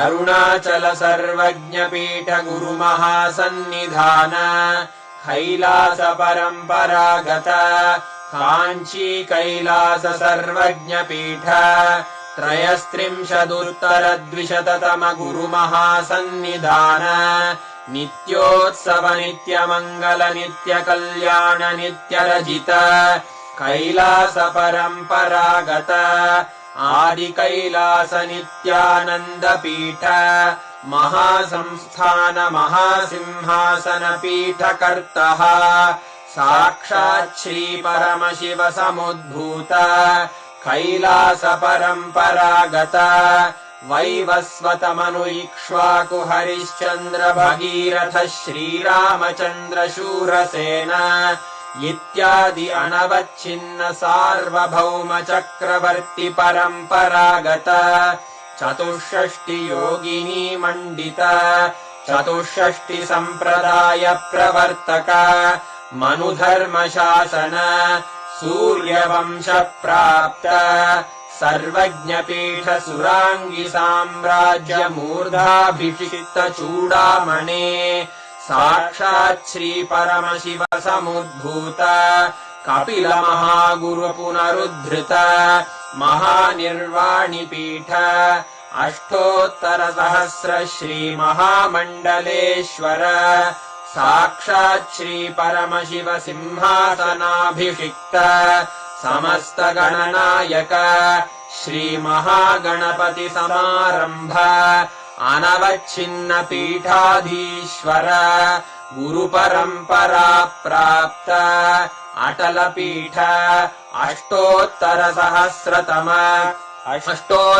सहस्र श्री अटल पीठाधीश्वर धर्म मुक्ति स्वर्गपुर स्वर्ण पीठ त्रयोविंश गुरु महासन्निधान कैलास परम्परागत आदिपीठ सर्वज्ञपीठ जगद्गुरो श्री कैलास पुनरुद्धारक श्री कैलास परमाचार्य श्रीमत्परमहंस परिव्राजकाचार्य वर्य सच्चिदानन्द प्रणव स्वरूप श्रोत्रिय ब्रह्मनिष्ठ श्रीमज्जगद्गुरु श्रील श्री भगवत् श्री नित्यानंद परमशिव श्री ज्ञान संबंध देशिक परमाचार्य स्वामिन् अत्रागत्य परिपाल्य च अस्मान् विज्ञान वितरणेन विजयी भव जय जय।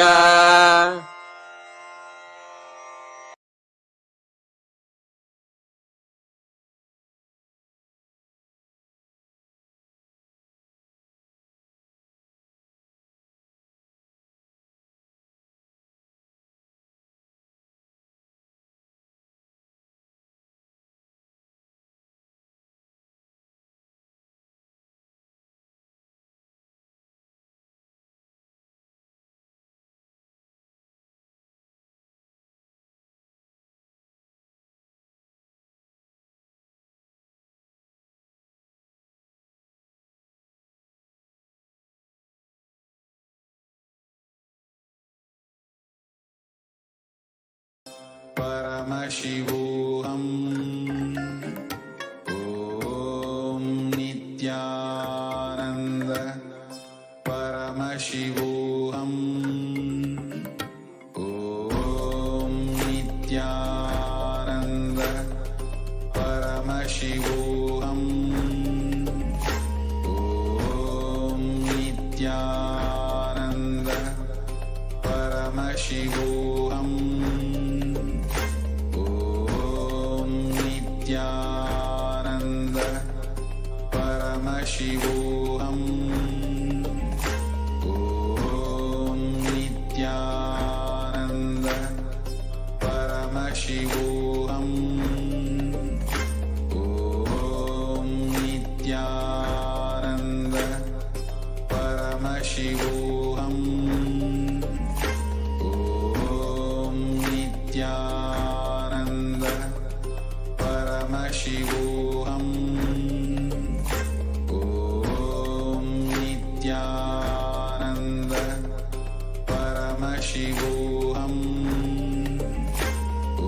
Om Nithyananda Paramashivoham. Om Nithyananda Paramashivoham. Nithyanandam, welcome back to all of the viewers.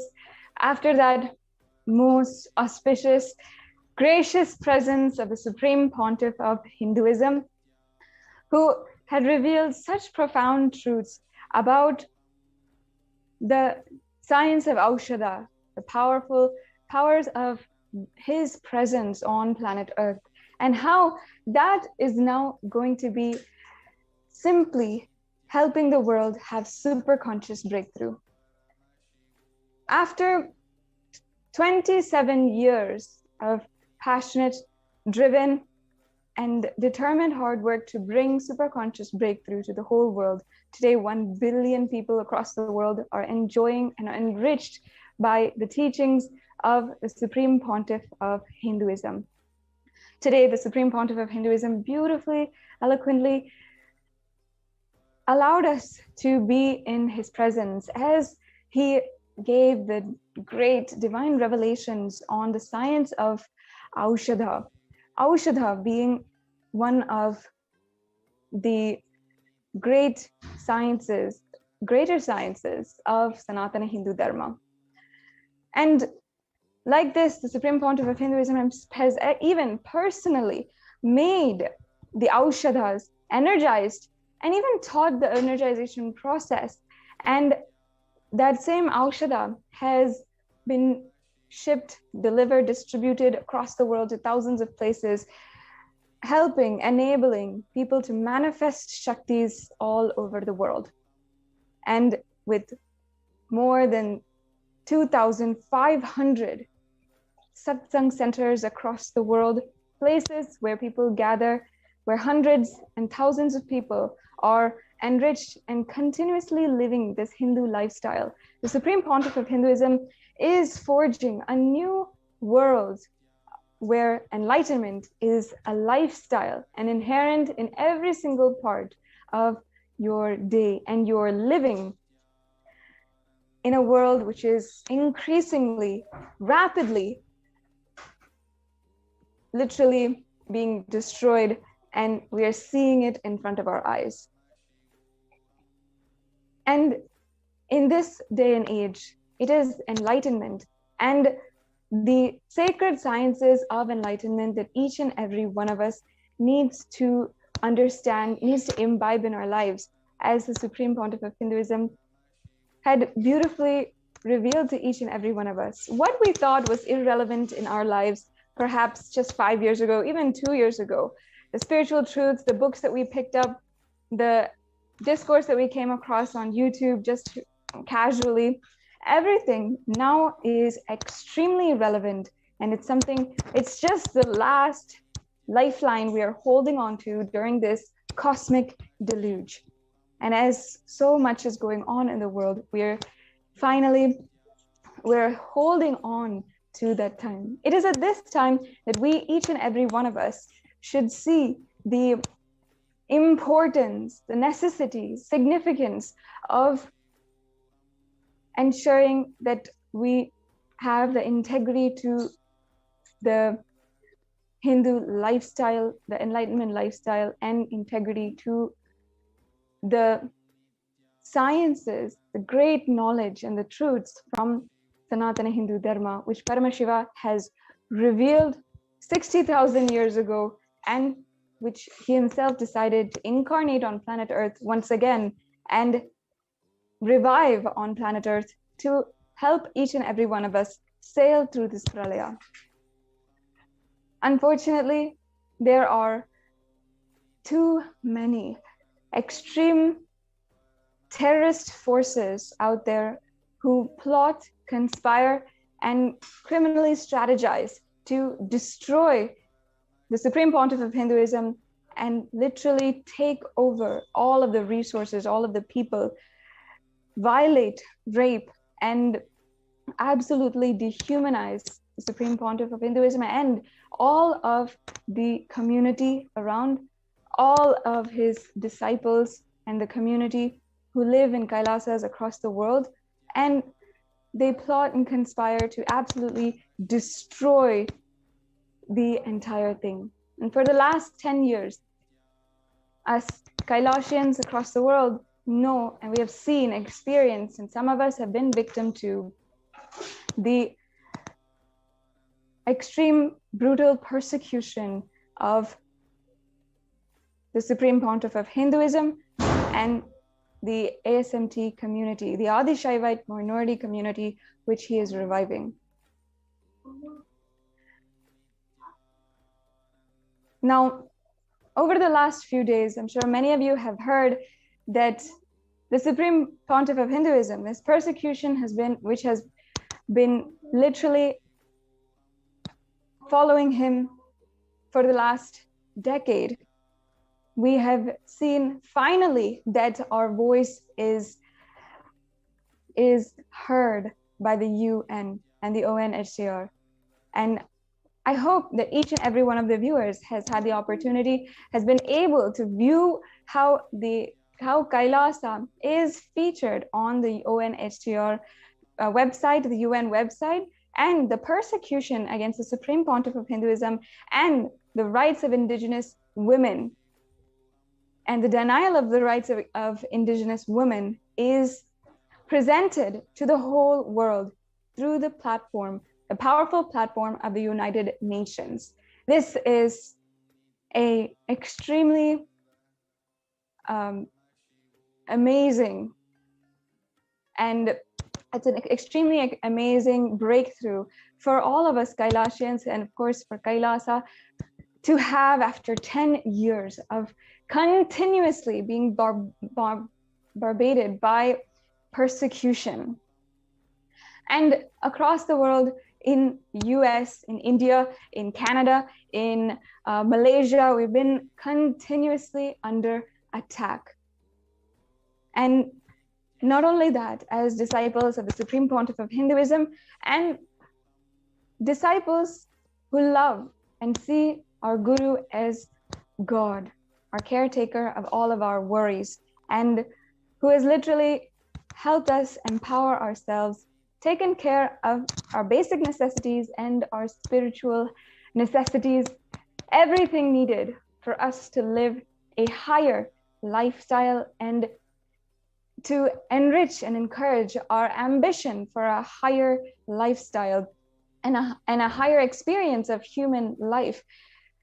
The Supreme Pontiff of Hinduism has literally taken care of everything.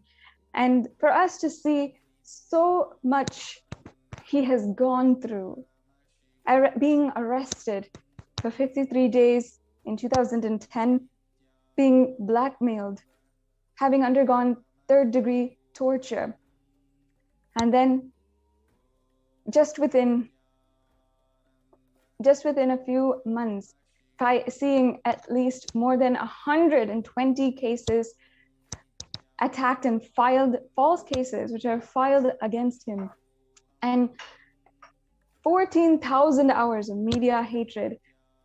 It has been so painful, devastating to see how someone who has brought so much of good in our lives and reintroduced each and every one of us to the pureness and goodness of our consciousness, our soul, to go through so much.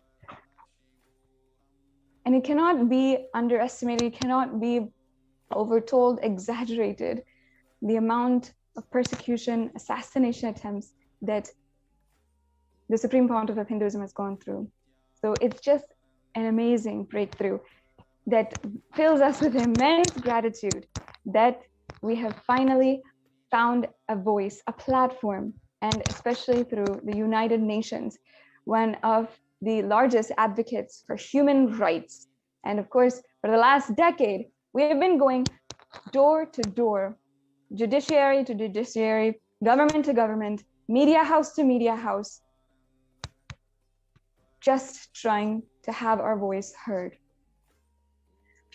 Today, over the last few days, since the time that the UN had recognized the persecution against the Supreme Pontiff of Hinduism and the ASMT women in the ASMT community, we have been requesting all the viewers on this platform who regularly tune into this platform to listen to our story further and help us establish our story to the whole world, establish the persecution of the Supreme Pontiff of Hinduism to the whole world, and help the whole world, all the international media channels, all of the international organizations who we have a common cause with, all Hindus all over the world, to understand the truth of our story, the truth of the persecution of the Supreme Pontiff of Hinduism,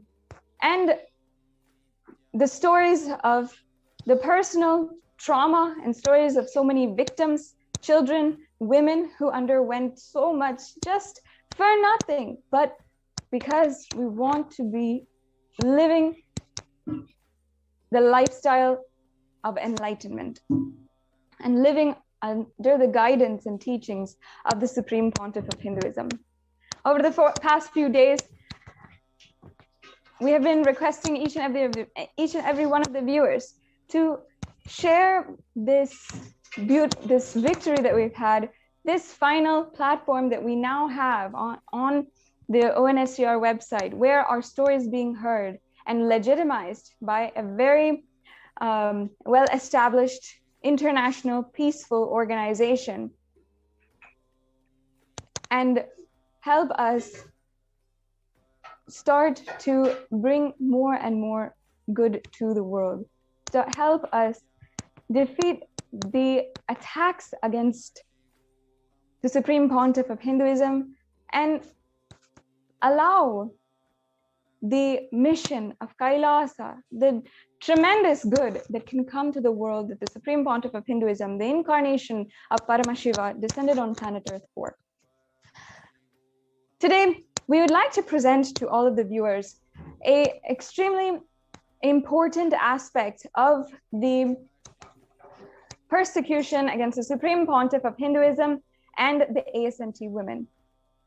On the 2nd of March 2010, the whole world came to know, and for the first time, it became revealed to the masses the amount of persecution, conspiracy going on against the Supreme Pontiff of Hinduism, and how the objectification of the Supreme Pontiff of Hinduism and the objectification of women of the ASMT community has been proliferated and used as a weapon to start inciting hatred against women of the ASMT community and the Supreme Pontiff of Hinduism himself. And ultimately, this hatred was incited to such an extent to cause mob lynchings, to ultimately justify the propaganda against the Supreme Pontiff of Hinduism and justify the false cases against the Supreme Pontiff of Hinduism, and ultimately justify why they were out to destroy him and eliminate him and assassinate the Supreme Pontiff of Hinduism. We'd like to begin, first of all, by explaining to all of the viewers how in Sanatana Hindu Dharma, the original Sanatana Hindu Dharma, the practice and lifestyle of the Adi Shaivite minority tradition was a absolutely zero discrimination community. And it's not a community, I should say, it's a civilization where zero discrimination was tolerated. And not only this, an invaluable teaching of all inclusiveness and acceptance was proliferated among every single individual, every single being in the ASMT community. And for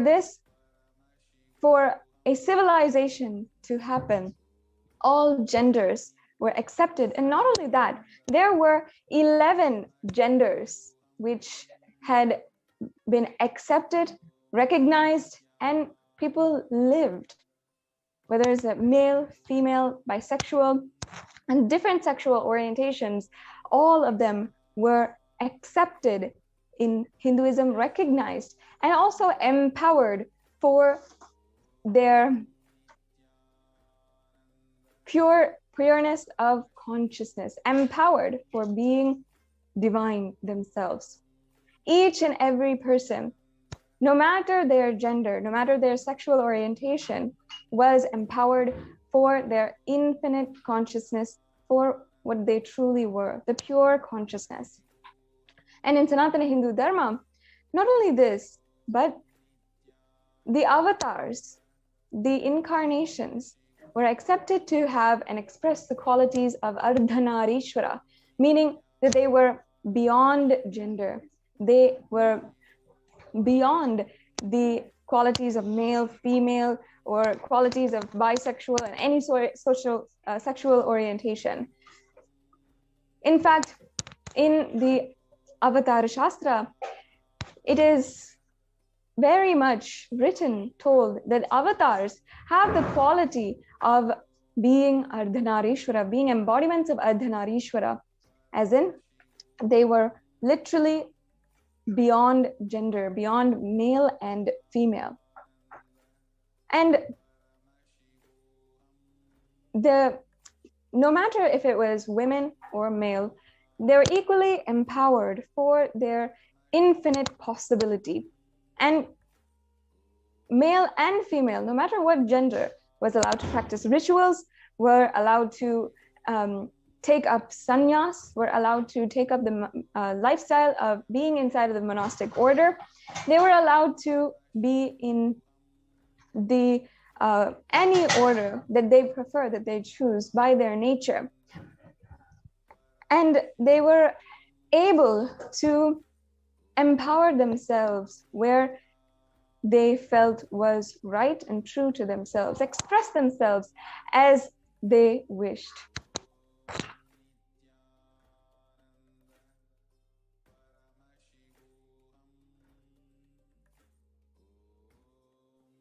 Yes, sorry for the technical glitch. As I was saying, in Sanatana Hindu Dharma, the 11 genders were accepted, and each and every single one was empowered for their infinite possibility. And there were more than hundreds, more than 10,000 sampradayas where they were empowered, and all genders lived in one civilization in harmonious equality, in harmonious living. So in this community, this is what the Supreme Pontiff of Hinduism is reviving through the revival of the Ardha Shaivite minority tradition.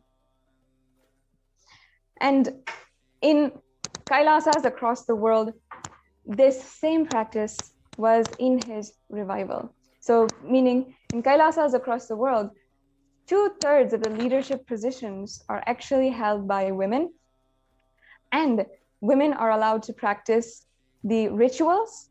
Women are allowed to become jnanacharyas, meaning they're allowed and enabled, empowered to become spiritual teachers and guides in anyone's path to having a super conscious breakthrough. And each of the women were trained and empowered by the Supreme Pontiff of Hinduism, and myself included. We were each and every one of them each and every one of us trained and empowered, encouraged, enabled, and surrounded with the ecosystem which would enable us to become successful, empowered leaders as we were living in the ancient Hindu civilization. Let us now watch a short clip of how powerfully the Supreme Pontiff of Hinduism is reviving the female orders, especially the female sannyas order and the female Rudra Kanya order. So we have a short clip that we want to play with you about the Rudra Kanya Sampradaya being revived by the Supreme Pontiff of Hinduism.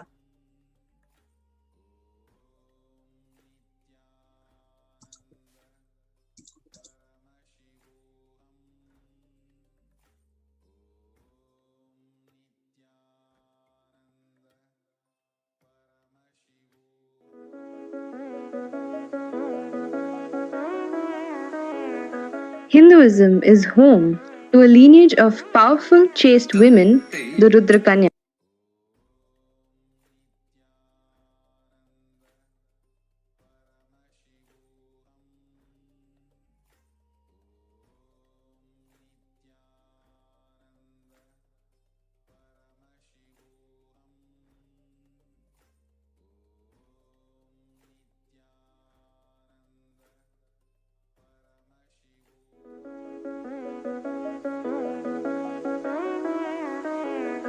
Hinduism is home to a lineage of powerful, chaste women, the Rudra Kanyas.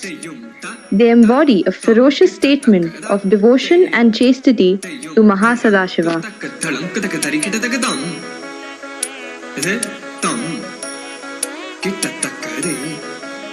Woman is emotion, her breathing is her power. A chaste woman, her breathing will impact the universe. A Rudra Kanya burns the society's idea of what a woman should be. She is the very form of Devi herself, Adi Parashakti. She is eternally auspicious, Nitya Sumangali. She is the embodiment of chastity, where every cell in her body lives only for Mahasadashiva. In Hindu tradition, there are beautiful sampradaya, the Rudrakanya Sampradaya, the sacred strong women, sacred powerful women who are dispassionate, who have no strings attached, who are completely in the space of Vairagya, most sacred, most powerful space. This whole generation, the Sampradaya of Rudrakanyas, dedicated their life for keeping the sacred science of Vedagamic tradition.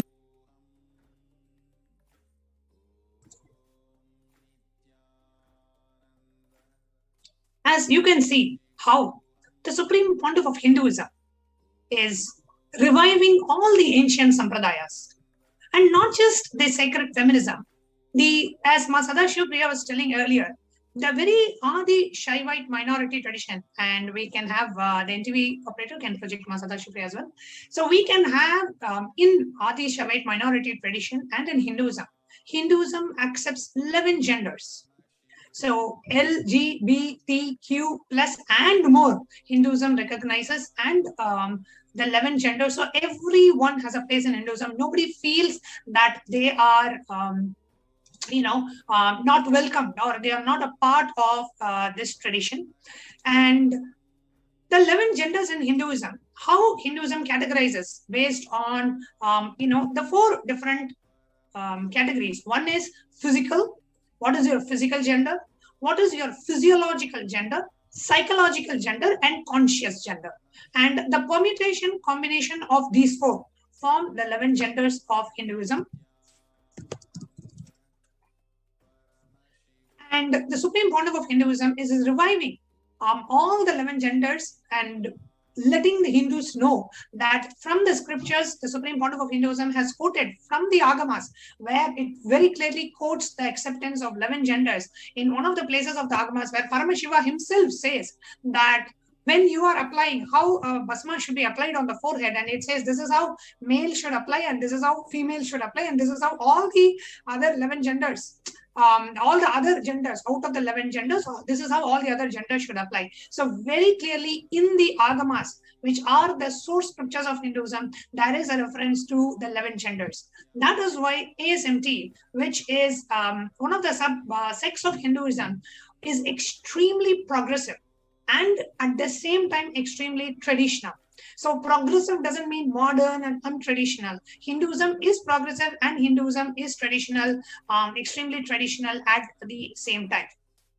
So the first point that we want to share with all of you is that there are 11 genders in Hinduism. Hinduism accepts LGBTQ and all the 11 genders. And the Supreme Pontiff has declared himself to be a sannyasi and of a transcendental gender. And the very concept of transcendental gender, we wanted to give an idea. See, male is not 100% male. In him, 51% is male and 49% is female. Because that is why you'll see in many of us, right? In many females, you may see some male attributes or characteristics, the way they behave, talk. And then the men, you will see some of them are very emotional. So it is not that a person is 100% male and 100% female. No, there is 51% you are male and then 51% you are female. And the one of transcendental gender is the embodiment, Ardhanarishwara, the Paramashiva, the incarnation of Paramashiva, who is Ardhanarishwara, represents the perfect balance of male and female energies in us. So 50% male and 50% female. When the male and the female parts, the components are perfectly in balance, then you become a being of transcendental gender. That is why if you see the Supreme Pontiff of Hinduism, many a times we have seen just one half of the body will be completely radiating the divine masculine and the other part will be radiating the divine feminine aspects of the divine. Yes, Mother Sada Shivpriya, would you like to add something to it? Yes, and not only that, how in the presence of the Supreme Pontiff of Hinduism, every single being feels connected and feels absolutely fulfilled. That is the quality where when you feel absolutely sure of yourself and your gender, you can make that happen in another person. That's a very deep, almost conscious quality of the spiritual aspects of this deep completion, which a avatar incarnation of Paramashiva can radiate through his body. And so ultimately that is what the Supreme Pontiff of Hinduism, whether it is anyone, how he could simply complete them through his presence, because of being absolutely sure of himself. Now, as Jnanatma Swami had as explained just now, in all these 4 levels of gender, how complete you are is determining what is your gender and what is the expression of your gender and the way that you interact with other genders as well, and how you relate with others and how you're complete with your gender and your identity, your gender identity. Exactly. And so in this way, yes. So sorry to interrupt you here. I just wanted to add to what you're saying, right? The very concept of Ardhanarishwara, where a being is of transcendental gender, gone beyond the identities of being male and female. And this very same aspect was attacked by the anti-Hindu and the neo-Hindutva groups, saying, and when the Supreme Pontiff of Hinduism was targeted and during the persecution, he was ridiculed. So much of character assassination happened, ridiculing that Swamiji is saying he's not a man. Actually, from the age of 3, the Supreme Pontiff of Hinduism has practiced yoga and so many different things. And his entire body is a yogic physiology and a yogic physique, where the Supreme Pontiff of Hinduism is demonstrating the highest aspects of yoga, where his body has gone beyond the gender of male and female. And when the Supreme Pontiff of Hinduism was arrested illegally by the anti-Hindu elements and by the neo-Hindutva group attacking, that's when the Supreme Pontiff revealed that the Supreme Pontiff is of transcendental gender. He's gone beyond beyond the male and female, and you can do a medical test and you will see very clearly the Supreme Pontiff is of transcendental gender. His body does not have the male characteristics of an adult male. That is what the Supreme Pontiff meant. However, yes, yes, I'd just like to add. Yes, I'd just like to add the Supreme Pontiff of Hinduism was initiated into Bala Sannyas from the age of 3 years old. And ultimately, he was surrounded in an ecosystem with highly adept aghoris and gurus, people who had themselves been, who had mastered going beyond gender and from the young age been able to express these powers, express these higher qualities of going beyond gender. And at the age of 12 years old, and as well as at the age of 16 years old, the Supreme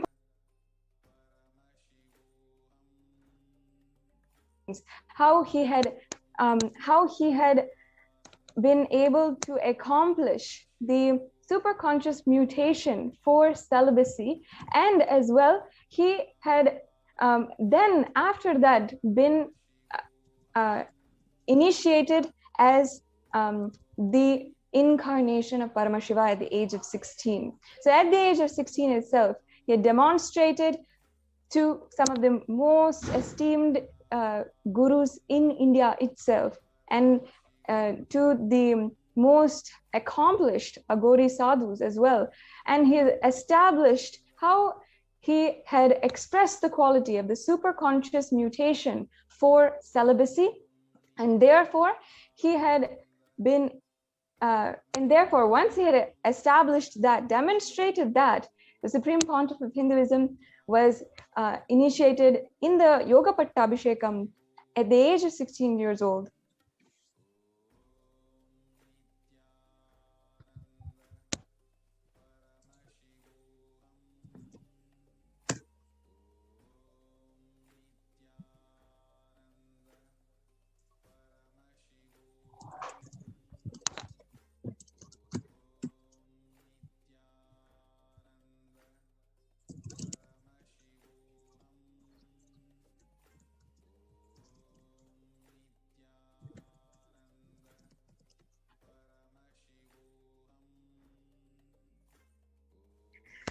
Yes, completing with all the viewers for that technical difficulty.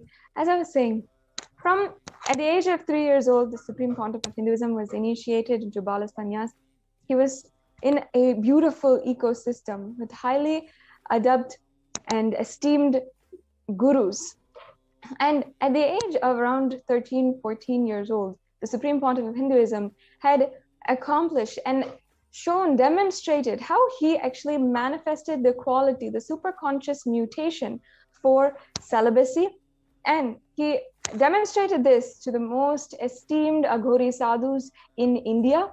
And just recently, in September last year, the Supreme Pontiff of Hinduism revealed how this mutation process had happened, what the sacred mutation was to express the superconscious quality of celibacy. And therefore, having demonstrated this to all of his gurus, the Supreme Pontiff of Hinduism was after that initiated during the Yoga Pattabhishekam as the incarnation of Paramashiva. So from the age of 3 years old, and of course his happening on planet Earth himself had established that he was an incarnation and expressing the qualities beyond gender. And as Manyahatma Swami was saying, and in 2010, when the Supreme Pontiff of Hinduism was forcibly kidnapped, arrested, and then interrogated, the Supreme Pontiff of Hinduism had been interrogated, and his only answer was that he was of course not capable of what these people were alleging, and that he was not a man. But using this very statement, the media went absolutely ballistic, trying to mock, ridicule, and incite hatred in the public for the superconscious qualities and the expression of superconscious.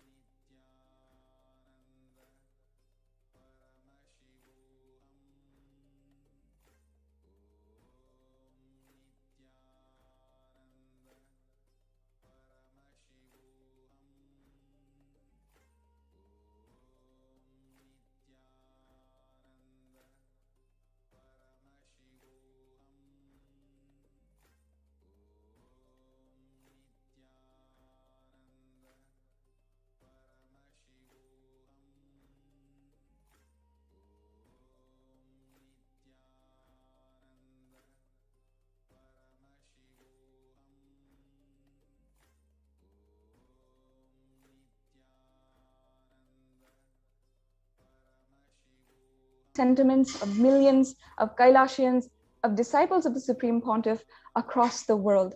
And not only the fact that he is a transcendental gender, that he is absolutely beyond gender, but even how he is a sannyasi. They literally made the Supreme Pontiff of Hinduism, they just fabricated, morphed, even made so many graphics that would just destroy and show the Supreme Pontiff of Hinduism, dehumanize him entirely. And ultimately what this would do is incite hatred among the public and enable the public to just sit back and make no opinion and justify the acts of torture and how they would later on attempt to assassinate the Supreme Pontiff of Hinduism. And here you can see, as the media article is showing, everything that the Supreme Pontiff of Hinduism reveals about his body being of transcendental gender, where because of the highest tapas and the yoga, and from the age of 3 that Swamiji had been trained into, his very physiology has gone beyond that identity of a male or a female. Though the Supreme Pontiff may be carrying a male body, he said, I am of declaring myself of the transcendental gender, where I do not feel that I am a male or a female. And we have done so many medical tests on the Supreme Pontiff of Hinduism, which show very clearly that the male hormone level in Swamiji's body is less than that of a 6-year-old child, which is unheard of. So even medically, scientifically, we have been able to show that the Supreme Pontiff is of transcendental gender. He may be an adult male as per his age, but the body, hormone level, and all these show completely differently. So even scientifically, we have been able to prove that. But however, the media continues to abuse the Supreme Pontiff of Hinduism and spread so much of hate speech and made him a laughing stock in the media, and that's what they continue to do. And in fact, the medical records that were done in 2014 show that the Supreme Pontiff of Hinduism expresses the testosterone levels of a 6-year-old. Literally a 6-year-old, meaning that what the Supreme Pontiff of Hinduism was declaring to the world, that he was transcendental gender, that he was absolutely incapable of the crimes that they were alleging, was true from the beginning. And yet in the media, what the general public was knowing was the complete opposite. And the frenzy that the media created allowed the criminals and the neo-Hindutva militant forces to kidnap the Supreme Pontiff of Hinduism and torture him, trying to get a false confession out of him, and then trying to assassinate him ultimately. And not only this, in so many different ways, the Hindu culture that the Supreme Pontiff of Hinduism was reviving. For example, saying that linga worship was phallic worship, and saying that the way that the Supreme Pontiff of Hinduism was dressing was cross-dressing. All of this is absolute crimes against Sanatana Hindu Dharma that we have not shown to the world and have not told to the world. And finally, only through today, when the UN is recognizing the persecution of the Supreme Pontiff of Hinduism, we are actually having a voice for all of these absolute crimes and the denial of human rights of Hindus, and of course, ultimately the Supreme Pontiff of Hinduism himself. And it is not just the Supreme Pontiff of Hinduism. Of course, the Supreme Pontiff of Hinduism went through the most brutal, with over 70 assassination attempts over the course of 10 years. And so many other attacks to all of his adinams across the world too, and how literally in all different directions, attack was being filed against the Supreme Pontiff of Hinduism, whether it's physical attack in the properties and in the adinams, whether it was direct physical attack against the Supreme Pontiff of Hinduism and his physical body, or it was his disciples. It was always. I just wanted to, Sadashivri, at this moment, I just wanted to pause and just share a very short clip, a revelation by the Supreme Pontiff of Hinduism about his own gender. Let's watch the short clip. Yes, ma'am.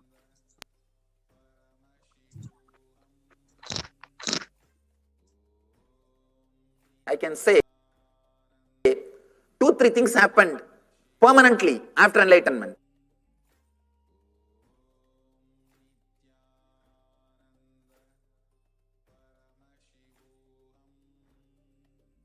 First thing,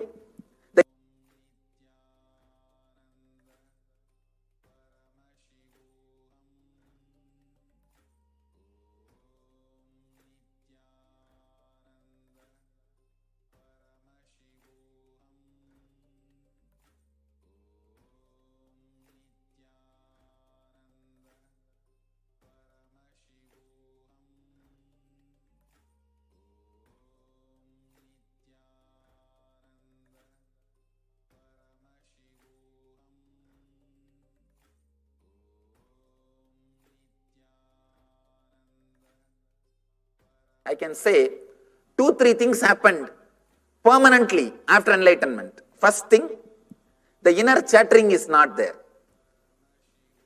The gap which I gave just now, even in that few seconds, there's no word. Pure space. The second thing, the idea, the boundary, the border ends here and here starts the world. That border consciousness is not there. Whenever I have to handle the body moves, the handling happens. But when I relax, again that idea is not there. That boundary feeling doesn't exist. Third thing, even though body is male body, it is too personal, but I can say, it is up to you to understand or not, I don't mind. Because Swamiji has asked, at least for Swamiji's sake, I am sharing. Even though body is male body, the identity male or female has disappeared.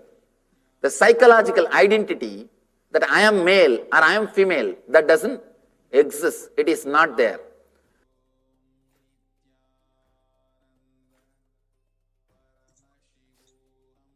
Like the Supreme Pontiff of Hinduism revealed, that very identity that I am male or I am female is not there. And this has been continuously been ridiculed in the media. And here you can actually see, we have a detailed analysis. And we have published in the nithyanandatruth.org, where very clearly it shows that the Supreme Pontiff is of transcendental gender. And for those of you who are keen, you can go ahead and read this article, which is in the nithyanandatruth.org. I'll just project the article here, where it says the medical test established Paramahamsa Nithyananda is beyond sexuality. So even the medical reports and records very clearly show the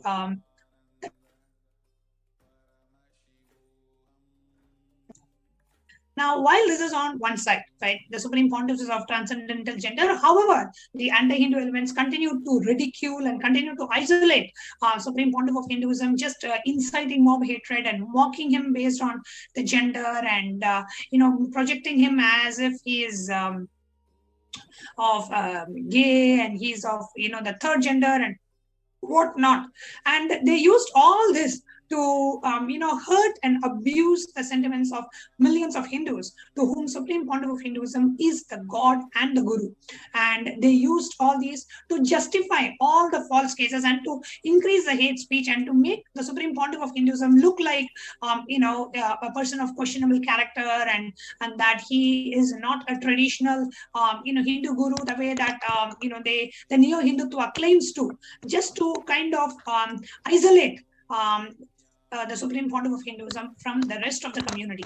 And the strategy from the beginning with the anti-Hindu, Neo-Hindutva militant and terrorist forces is to use the media, their media influence and literally the media which they own, to make all the qualities which they have, in whether it is raping, whether it is being rapists or child pedophiles or child rapists, or whether it is drug trafficking, all the qualities which they use Sangha resources, they infiltrate the Sangha, use Sangha resources, and then they project that in the media onto the Supreme Pontiff of Hinduism, and use all that to arrest and destroy and ultimately try to assassinate and use the the same Supreme Pontiff. aspects. They first of all, they ridicule the gender of the Supreme Pontiff of Hinduism. Second of all, the Supreme Pontiff of Hinduism takes an extremely, like as an ASMT leader, takes an extremely progressive stance when it comes to women, when it comes to women's rights, gender equality. He allows sannyas initiation for women, which was and is a part of the Hindu scriptures. However, over the years, it has been diluted and it has been misrepresented that Hinduism does not allow women to take up the path of monkhood or sannyas, whereas the Supreme Pontiff of Hinduism quotes directly from the Upanishads, where there is a very clear reference that the women can be initiated into sannyas. So one is initiating women into sannyas. Second is reviving the Rudra Kanya Sampradaya, where these beings, the Rudra Kanyas, are that special order where they perform, they dedicate their life in service of Paramashiva, and they are extremely adept in performing arts like dance and music, and these Rudra Kanyas are the ones where they take care of the temple, they take care of the temple treasures, they perform rituals in the temple, they dance, do performing arts only for Paramashiva, not for any human being. So it's a very sacred sect of Rudra Kanyas, which was again criminalized and misrepresented as prostitutes, and the whole order of Rudra Kanyas was destroyed. Now the Supreme Pontiff is reviving that. So one is the Sanya Sampradaya, one is the Rudra Kanya Sampradaya, and not just that, in terms of Bhairavi, the Bhairavis, the Sampradaya of Bhairavis, Rishis, Rishikas, Vanaprasthis, every order, the female order, Swamiji is reviving. And also women in leadership positions. If you see in Kailasa and in Nithyananda Sangha, we have so many women in leadership positions who head different organizations or who head different regions, like whom we call as the House of Representatives. We have more than 60% of the House of Representatives of Kailasa who are representing different geographical regions are women. And women do take leadership position in the Sangha. And if you see even in the Nithyananda TV hosting, most of us who conduct programs or who take these classes, we are women. And we are given this platform to come and share. So the Supreme Pontiff of Hinduism, extremely progressive when it comes to stances taken for women and gender equality, and even allowing us to perform the temple rituals and do everything possible. And just because of this, the stance that the Supreme Pontiff of Hinduism takes towards women, he is being a prime target. Because the neo-Hindutva elements, if they want to do a cultural genocide of a community, in this case, the Adi Shaivite minority tradition, they target the vulnerable segments of the society, which is women and children. So they targeted the indigenous women of ASMT, and they targeted the ASMT leader, which is the Supreme Pontiff of Hinduism. And exactly this particular segment, dimension of the persecution, has been recognized by the United Nations in the report, which you can download from the United Nations website. Yes, Masadashi. And not only that, so it's not just, of course, this is not just an isolated incident. It's not the first time we're seeing that the sexual assault, rape, child abuse is being used as a weapon of war against entire civilization. If we see the Cambodian genocide, Rwandan genocide, if we see even the Jewish Holocaust, rape and child abuse and the attacks against women, all of that is used as a weapon of war, and that is also recognized as a legitimate weapon, a legitimate attack method and strategy for supremacist racist forces to take over a civilization and exploit people and deny people of their basic human rights. And of course, finally today we have a platform where the Hindus and the Hindu Holocaust and the Hindu the persecution against the Supreme Pontiff of Hinduism and the ASMT women is finally being heard. And now, of course, as you said, that can be downloaded. And of course, we encourage and request all of the viewers to share that link. Make sure that you're sharing it. Take a few minutes and share, because it is the voices of hundreds of victims who have undergone what they have gone through and who have undergone so much of heinous crimes and assault. Absolutely. And one is, how the Supreme Pontiff of Hinduism is reviving that respect for the divine feminism, and women are worshipped as Devi Parashakti, and there is no discrimination against gender or sexual identity in the Adishavit minority tradition. Rudrakanyas and sannyasis are so highly revered, respected, and given their special unique place. So many women in leadership positions, and Swamiji has always given the highest ideals. And if you see the ASMT tradition, you will see the great symbols of Vedic feminism, like Akka Mahadevi and Bhairavi Brahmani, Vellai Ammal, the Ammani Amman. So many examples are there of powerful women who radiated that space and the powers of Paramashiva. And if you see, the new Hindutva elements directly targeted, the ASMT women, the indigenous ASMT women in leadership positions. They targeted indigenous ASMT women from the marginalized sections of the society, like the Dalit community, and they targeted minor, young girls. And here I can give an example of how the neo-Hindutva gang and the anti-Hindu gang targeted Nithyananda Maheswami, one of the senior sannyasis of the Nithyananda order, and publishing so much of, she used to be a very successful film actress in her life before sannyas, and they publicized all sorts of hate speech against her, and even blackmailed and threatened her to file a rape case against the Supreme Pontiff of Hinduism, and they tried everything possible. And not only that, not only that, Man, using her her status, her hard work as an actress, as a well-established actress with over 100 films, using all of that as a weapon to destroy the Supreme Pontiff of Hinduism, absolutely dehumanizing and making her invisible in their plots and schemes to destroy Sanatana Hindu Dharma and destroy the Supreme Pontiff of Hinduism. That's what they do with every single woman and children, and in their attacks against the Supreme Pontiff of Hinduism. They make us invisible, they make us weapons, and they try to make us weapons, and ultimately, even without our,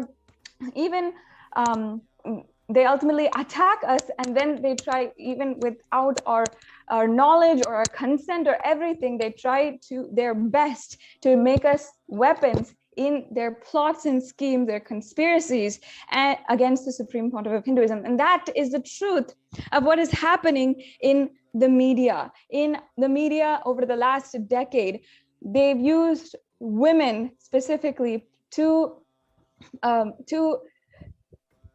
absolutely just make stories about what's going on in the Adinam, and completely turn against the empowerment that the Supreme Pontiff of Hinduism is doing, the absolute beautiful contributions that the Supreme Pontiff of Hinduism is doing against his own self, and ultimately to destroy him. What he was doing was empowering each individual, helping each woman, child, empower themselves with their infinite possibility to become beautiful role models in a Hindu civilization. And yet go ahead.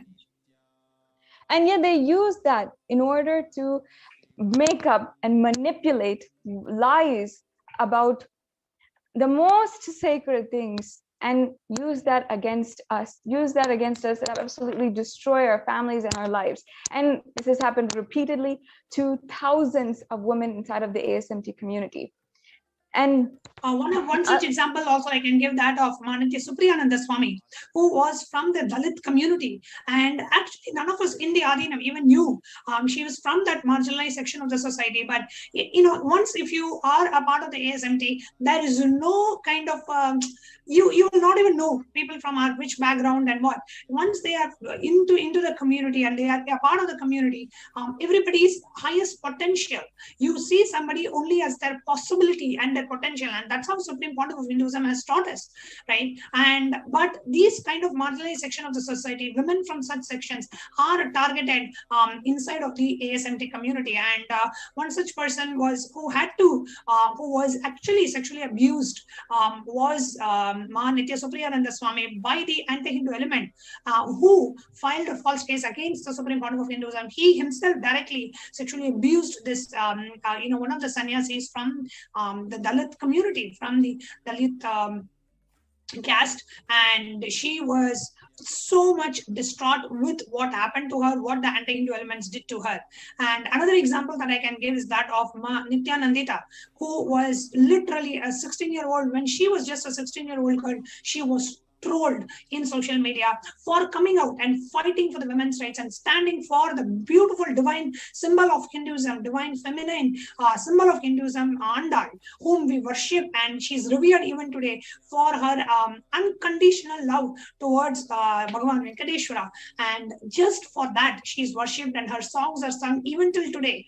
And she was being portrayed and misrepresented as a prostitute, as a Devadasi and as a prostitute woman. And when the voices were given, when Ma Nithyanandita, as a 16-year-old Balasant of Kailasa, when she stood up and gave the voice, hundreds and thousands of media channels trolled this young 16-year-old girl who is fighting for Sanatana Hindu Dharma, fighting for the rights of Vedic feminism. She was trolled left, right, and center. However, and at the time, actually, Ma, she was a minor. These insensitive haters on media and as well online, they had framed and showed her in such vile, defaming ways for she was just, I think, 15 years old, 16 years old at that time.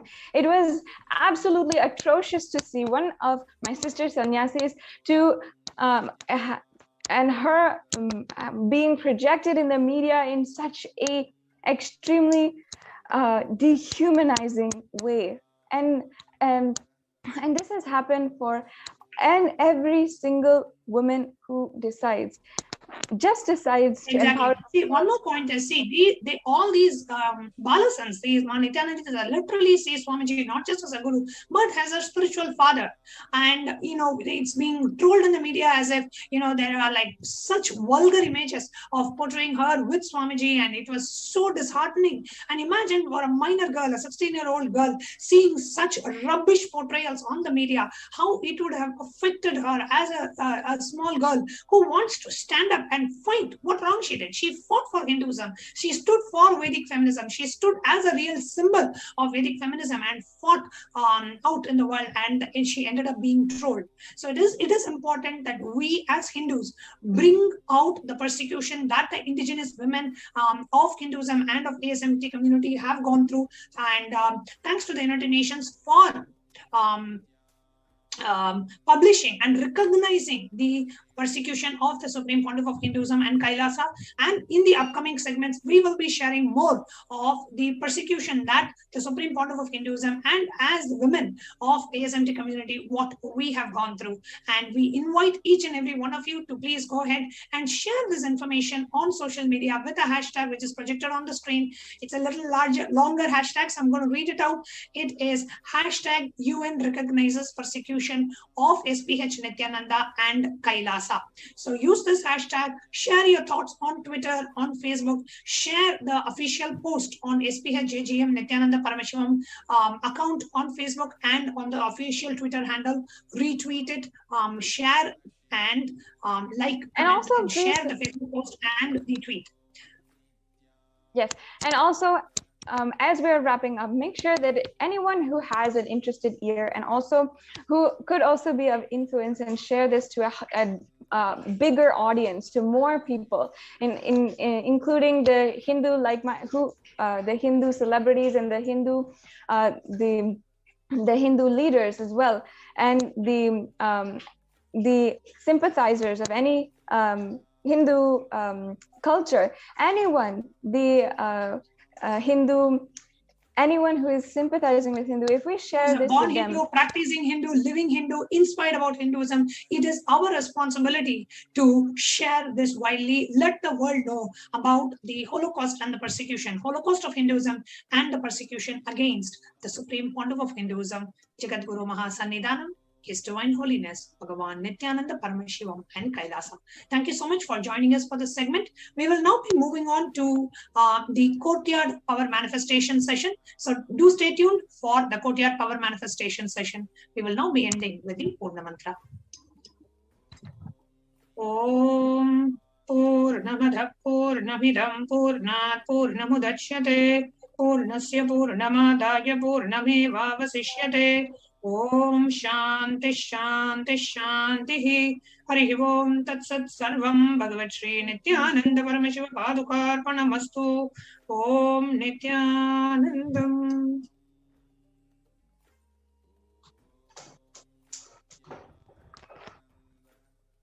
Paramashivoham. Om Nithyananda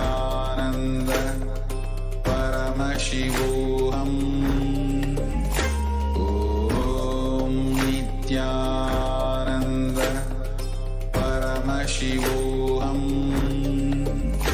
Om Nithyananda Paramashivoham. Nithyananda Paramashivoham. Om Nithyananda Paramashivoham.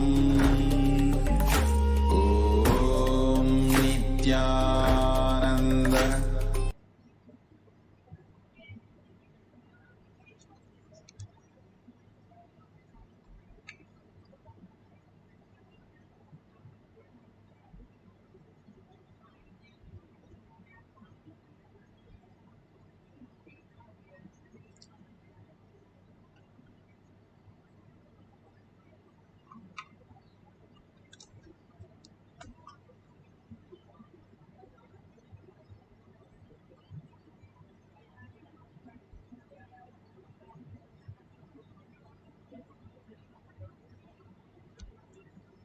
Let's start with the Sadguru Vandanam.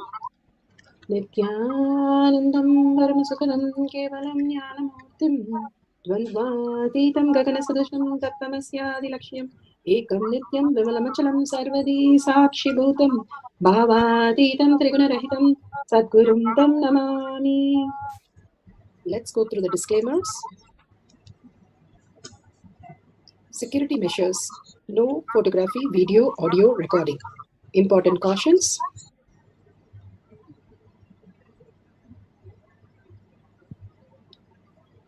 Please be aware of the important cautions.